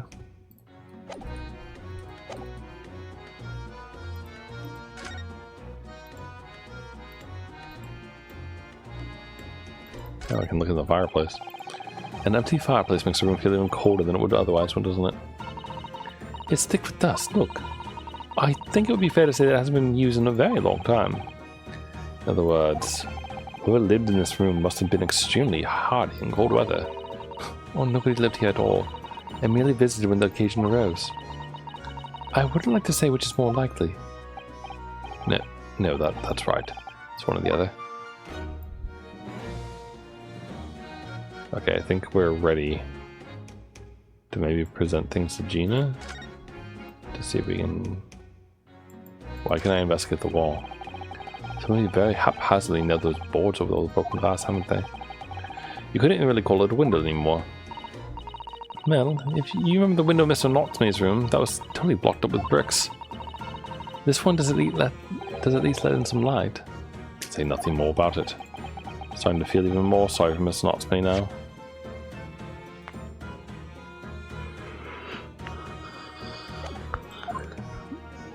Okay.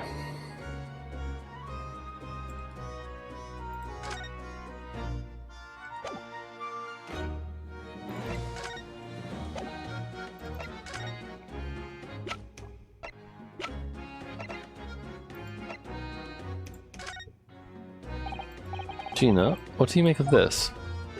What was that? Evidence? Worked something out about what happened, have you? Oh, no, not exactly.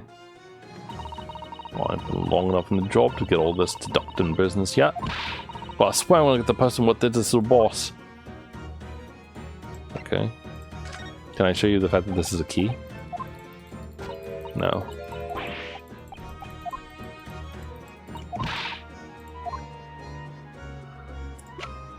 I get the feeling that everything is going to be like this, right? Okay, so I guess we need to go bring evidence to people who know.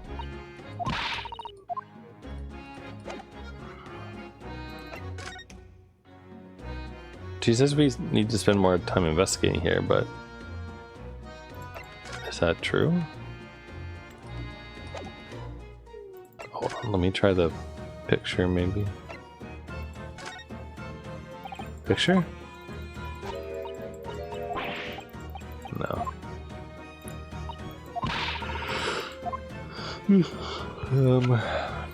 Well, I'll try the last piece of things since I tried everything else. And the answer is nothing. Okay. So, who do we know that's an expert in guns?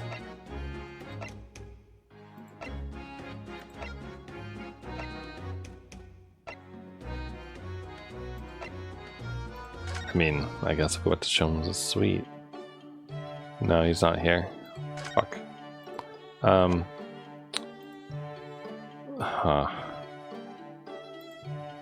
So we need to figure out.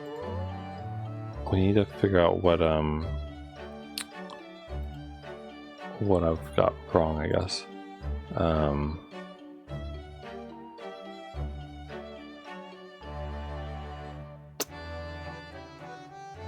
Oh wait, I'm dumb. You know what I didn't check? Where is it? Did I actually look at the body? Or, well, I mean, not... There is no body, right? But, like, did I actually look at the thing? So I looked at this, I looked at that, this. Gotcha. I'm dumb. So I suppose this is where the victim... That's right. The rope is laid around the body to show exactly how it was found. Poor Inspector Griggs himself had already been taken away. It would probably be under Dr. Scythe's scalpel by now, if not for what had happened last week. From the shape of the rope, it would appear that the inspector was caught up in a ball.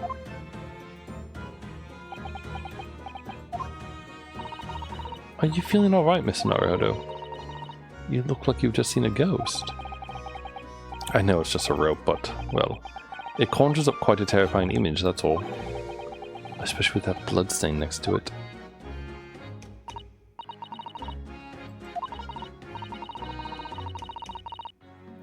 In some ways, what we pictured... Whoops, sorry. I right-clicked by accident.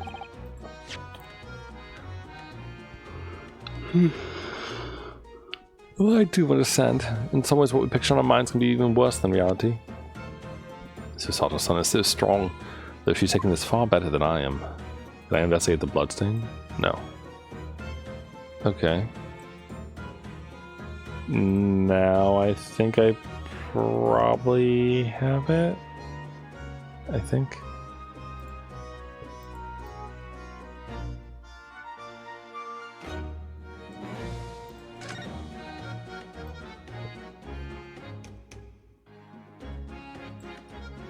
Okay.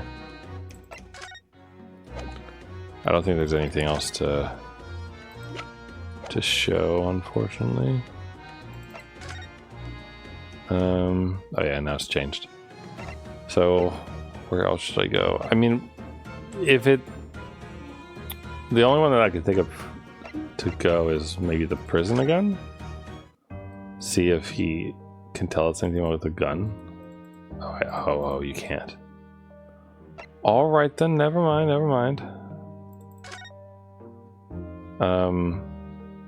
Is, what's his face still there? He probably knows about guns, right?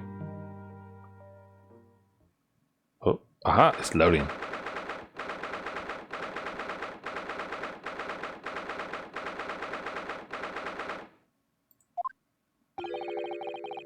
You've made good time. I took an express train back to London. Who is it? Oh wait, coming back from London. Is that... I can hear Lord Strongheart, can you? Yes, it sounds as though he's talking to someone. Oh, he's talking to Cosmo. Is everything in place? I had a private compartment of the train so I could check all the paperwork. It's... Cosmo-sama. Ha! Your timing is impeccable! It is. No doubt you have heard the sickening news about the Reaper's latest devilry. Yes. I'm sure you don't believe it, of course, though, Lord Strongheart. That Lord Von Zieks could have done such a thing to Inspector Gregson. I believe only in the facts, and the facts in this case point to one thing. The unavoidable accusal of Lord Von Zieks for this crime. We must bring charges against the Reaper for taking the life of our legendary detective. No, surely not. It's a truly regrettable situation. Tomorrow, the Forensic Science Symposium finally begins. At the very least, though, we can show the world our justice system's swift and equitable processes. So, does that mean the trial is tomorrow? Precisely. In fact, this is a fine opportunity for introductions. Cosmo. Ah, but of course, you're already acquainted, aren't you? Mr. Asogi here will be present at tomorrow's proceedings, leading the prosecution. Wait. What? Cosmo. As I'm sure you're aware, he's a very capable practitioner of law. Cosmo, a prosecutor?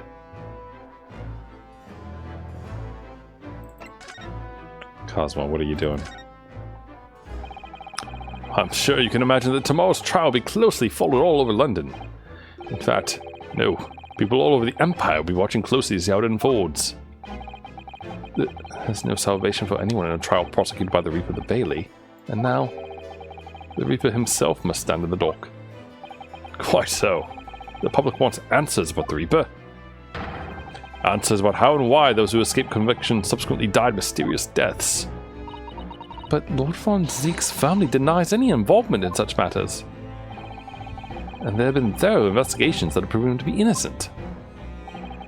That's certainly true. Or it has been, at least. Until now. No, tomorrow's trial will mark the start of a new chapter in our country's great judicial history.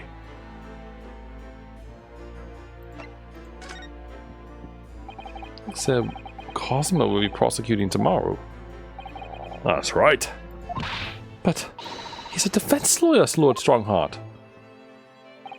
Accomplished young law practitioners cannot pick and choose their rules.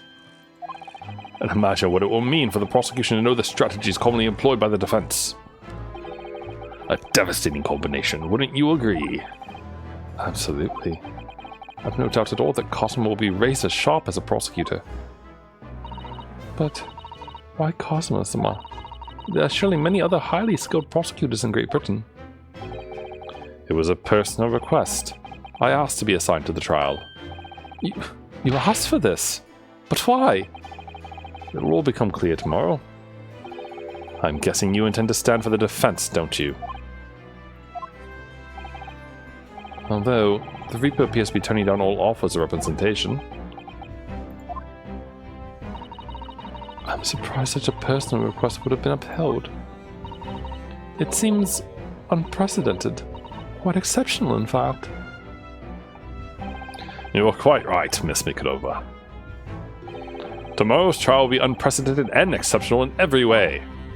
After all, the accused is one of Britain's greatest prosecutors, the pride of the Empire. It'd be unwise to give the public a reason to perceive it as the judiciary closing ranks. So, that's why you're happy to let a foreigner handle the prosecution? You know, Skay, let's see how your skills have been honed after practicing law in this land for so many months.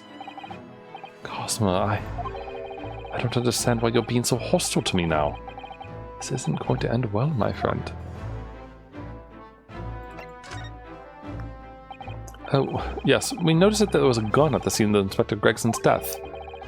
Do you know if it belongs to Lord Von Zieks? That would be a question for the lead detective investigating the scene. Well, the thing is, she wasn't sure, so she told me I should ask somebody high up who might know. That's right, Mr. Naruhodo. Be direct. It's certainly a model that's issued to all personnel involved in law enforcement, yes. Which includes prosecutors, as I'm sure you can imagine. In that case, it could actually have belonged to the victim. No, Gregson has his gun on his person. What about Lord Von Zieks? He claims it's currently not in his possession. What? According to his story, he lost it. In short, it's more than a little suspicious. But just because the gun in question is the same type as the defense is no proof that's actually his. No, of course not. Nevertheless, the situation is grave for Lord Von Zieks. Can I examine Cosmo? Yeah, I can. Hey, douche! I'm sorry for the worry I've caused you, but it'll be alright now. Has your memory completely returned? Yes, completely. I remember everything. Including what I was coming here to do. Right. Cosmosma, I can't tell you how happy I am to see you alive and well like this. But how did you come to be here in London when you were suffering from amnesia? It was the voice. This past year, I've been hearing it in my head constantly, saying the same thing over and over. Go to London. That's where your destiny awaits. It was that voice that guided me here to London. I'm so sorry for what's happened. You've gone mentally daft. You're hearing voices. St. Sinners is right over there. We'll get you to the hospital, Cosmo. Anyway, my memory might have returned to me, but there's something that won't return to the way it was before. What do you mean? I'm a prosecutor now, so I'm sure our paths will cross again very soon.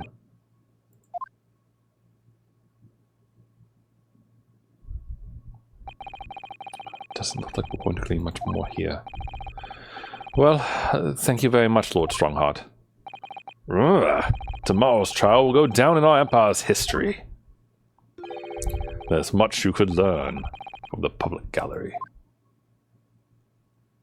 You don't want me to defend him, then. Sorry to have taken up so much of your time. We'll see ourselves out. Hold it! Before you go, Rinosuke. Oh, what is it, Cosmo? I just wanted to thank you. Cosmosma, what? You took my determination to heart and brought it with you over the ocean in my stead. And you carried out my role to perfection. You always were intent on studying British law in order to change our justice system? It was your dream, and Mr. Naruhodo didn't want that to die with you. Yes, but I had another purpose for coming here. Oh. I actually have a favor to ask. Which is? This trial I'll be prosecuting tomorrow. I'd like you to be there to see how it ends. Right in front of me, as the defense counsel. Why? What's this all about? I know you have what it takes. But Lord Von Zieks would never put his fate in my hands. On the contrary, he recognizes your talent. He does. It's not easy to see behind the facade sometimes. Here, have a look at this. That's Lord von Zieks and Inspector Gregson. And his brother Clint, I assume? In a photograph that must have been taken some time ago by the looks of it. And who's the third person? It was displayed very prominently in the detective's office. In Gregson's office, you mean? Yes. What I'm trying to say is, if you really think you can trust the Reaper, you might find that some straight talking makes him take a different view. Take it.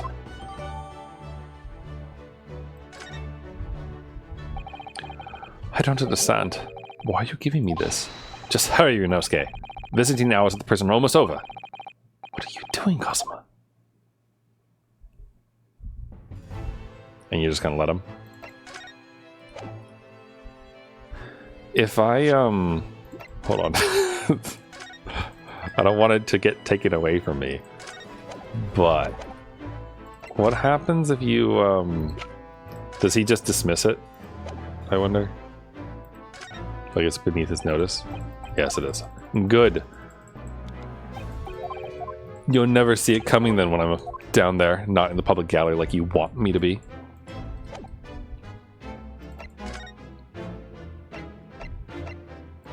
To the prison.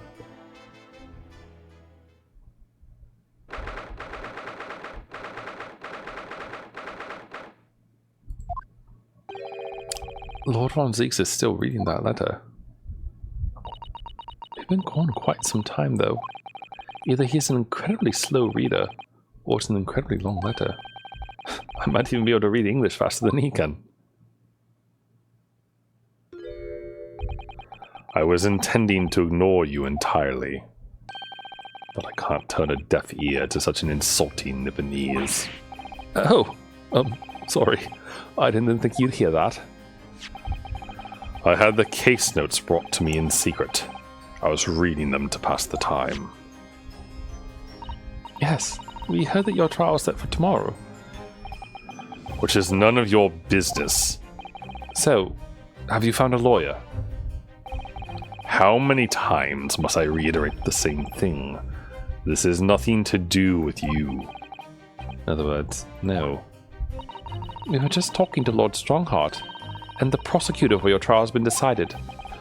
I'd expect nothing less, though I have no idea who it is. It's going to be Cosmo Asogi. Asogi? That made the color drain from his face. Well then. It seems I'm going to have to engage in conversation with you again after all. Damn straight. 10 years ago, my older brother, who was the director of prosecutions at the time, was murdered. And the killer, as you know, was a visiting student from the Far East. Not a single day goes by when I don't curse the name Asogi. Genshin Asogi was Cosmo-sama's father. So what cruel twist of fate is this now, 10 years later? The man's son is to crucify me in some kangaroo court. I still don't understand why Lord Strongheart's apprenticed Cosmo to you. It's what he does. No doubt he knew the young man's true identity from the outset. But what could he have been hoping to achieve? And let's not forget that it was only 8 days ago that Cosmo recovered from amnesia. Why would Lord Strongheart assign this trial to somebody like that? Asogi. That name is the very epitome of my bane. The bane that is you Nipponese. Right. Your hatred of all of us Japanese. Oh, he doesn't hate us that much. I'd only just been appointed as a prosecutor when it happened 10 years ago. My brother Clint, the director of prosecutions, was hunting down a mass murderer. The so-called professor? Assigned to the investigation as his partner was a certain visiting student dispatched from Scotland Yard. And that was Genshin Asogi? Exactly. I developed a deep respect for the man. He seemed noble-minded and chivalrous in the extreme to me. But none of us saw the true nature of the man. So I lost everything when it happened. My esteemed brother, the people I believed in, and any semblance of right prevailing over wrong. How awful. To avenge my brother, I prosecuted in Asogi's trial. It would ordinarily have been allowed, but I beleaguered the scribe prosecutor until he consented. What do you mean by the ascribed prosecutor? The man in charge of the Professor case inquiry, Lord Male Strongheart. Wait, what? Lord Strongheart? He was a highly accomplished prosecutor, but he agreed to relinquish the trial to me and act as my advisor instead. Since that time, he's the one person to whom I've felt indebted. I'm sure he must have seen your zeal for the case and recognized your potential as a prosecutor. Anyway, time passed, but then earlier this year, who should arrive in London but you? And of all things, as a lawyer.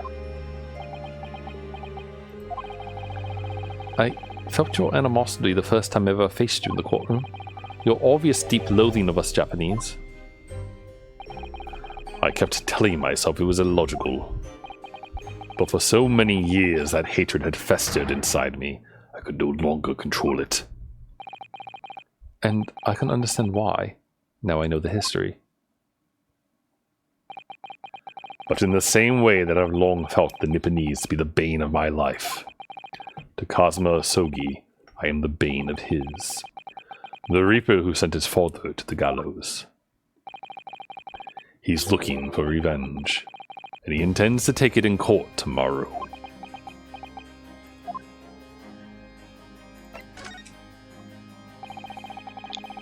Gregson's transfer to the Paris police prefecture had finally been arranged for the coming month, but he'll never make it to France now. It's a tragedy. Oh, yes. Come to think of it, he did mention something about that, didn't he? I wonder, does it happen often? Being transferred internationally, I mean. It's the first time I've ever encountered it. Oh. The Paris police welcoming an English detective is almost inconceivable. I can't imagine what kind of magic Gregson must have worked to put that arrangement in place.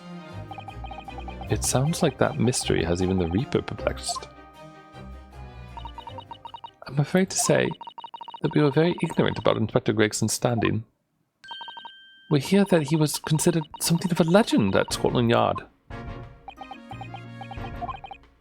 Again, it was 10 years ago that he first made a name for himself, by uncovering a decisive piece of evidence that exposed the professor's identity. If it wasn't for Gregson's singular approach to the case, the discovery would never have been made. What sort of approach? After my brother's life was taken, the inspector pushed for a full autopsy. Oh my. 10 years ago, Amiko did it a bit. Why is that so surprising? Autopsy was considered a desecration of the body at the time, and rarely performed.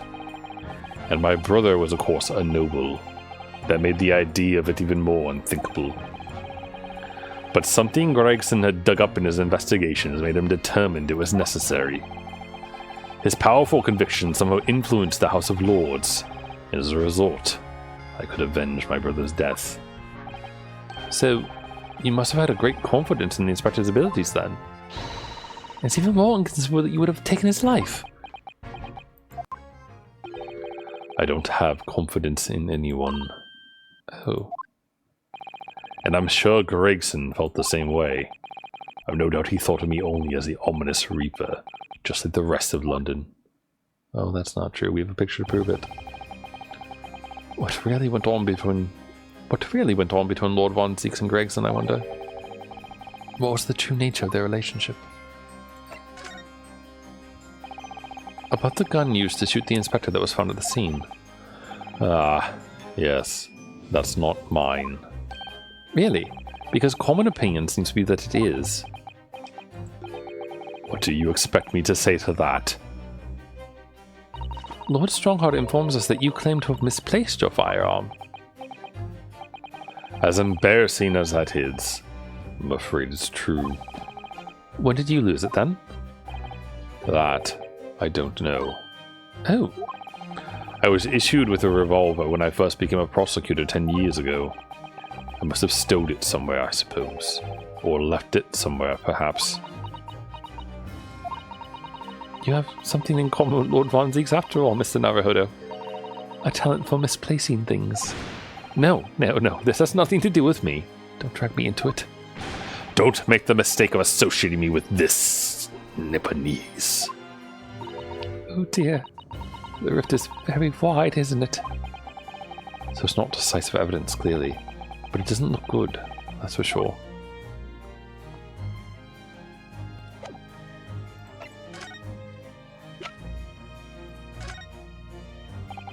Lord Von Zieks, we came by this old photograph. Where did you get that? It was taken when I became a qualified prosecutor. It's almost unbelievable. I assumed it was long lost. Is the man on the left there? Yes, that's my brother, Clint.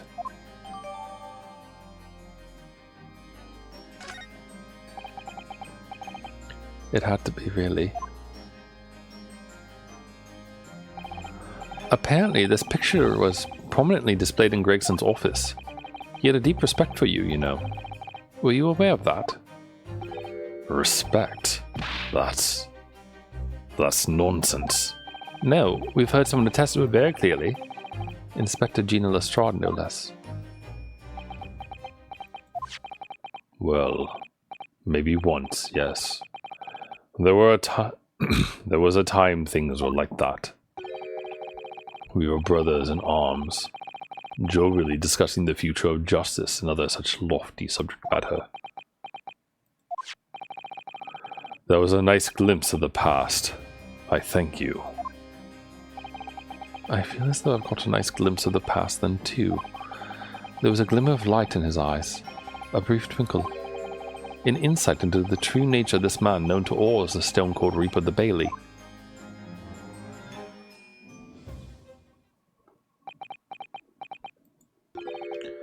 Mr. Naruhodo. Oh, that's the first time he's ever used my actual name. I've lost all confidence in my country's justice system. I don't trust the police, the judiciary, or lawyers. But there's still one thing I'm willing to believe in. What's that? That which you see in the eyes of another across the courtroom. A simple determination to know the truth. Lord Von Zieks. From the very first time we clashed in the Bailey almost a year ago now, I couldn't deny it, even though I dearly wished I could. Here is a loathsome Nipponese who has absolute integrity as a lawyer.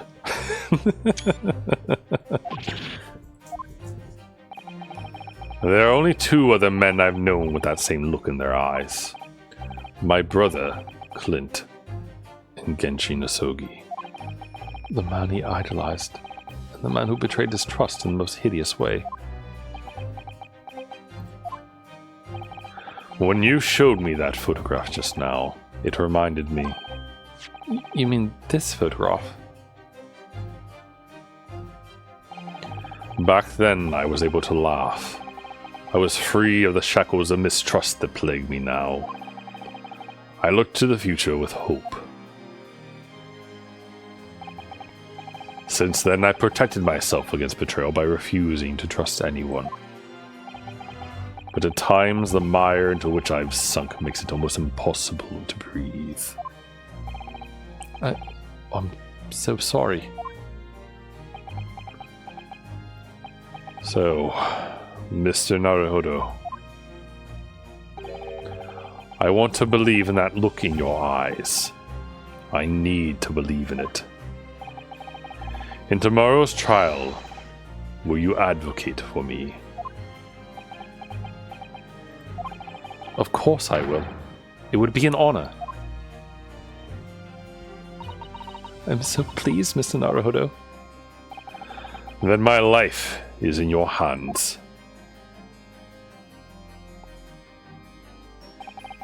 For Lord Von Zieks, that must have been an incredibly hard thing to ask. Which is why I simply cannot let the man down. Tomorrow, in the Old Bailey, against my old friend, Cosima. Is Sholmes gonna get paid if Dally Vigil turns out to be the killer? Alright, to be continued. Save our progress, and that'll be it for the stream tonight. So I hope you've all enjoyed.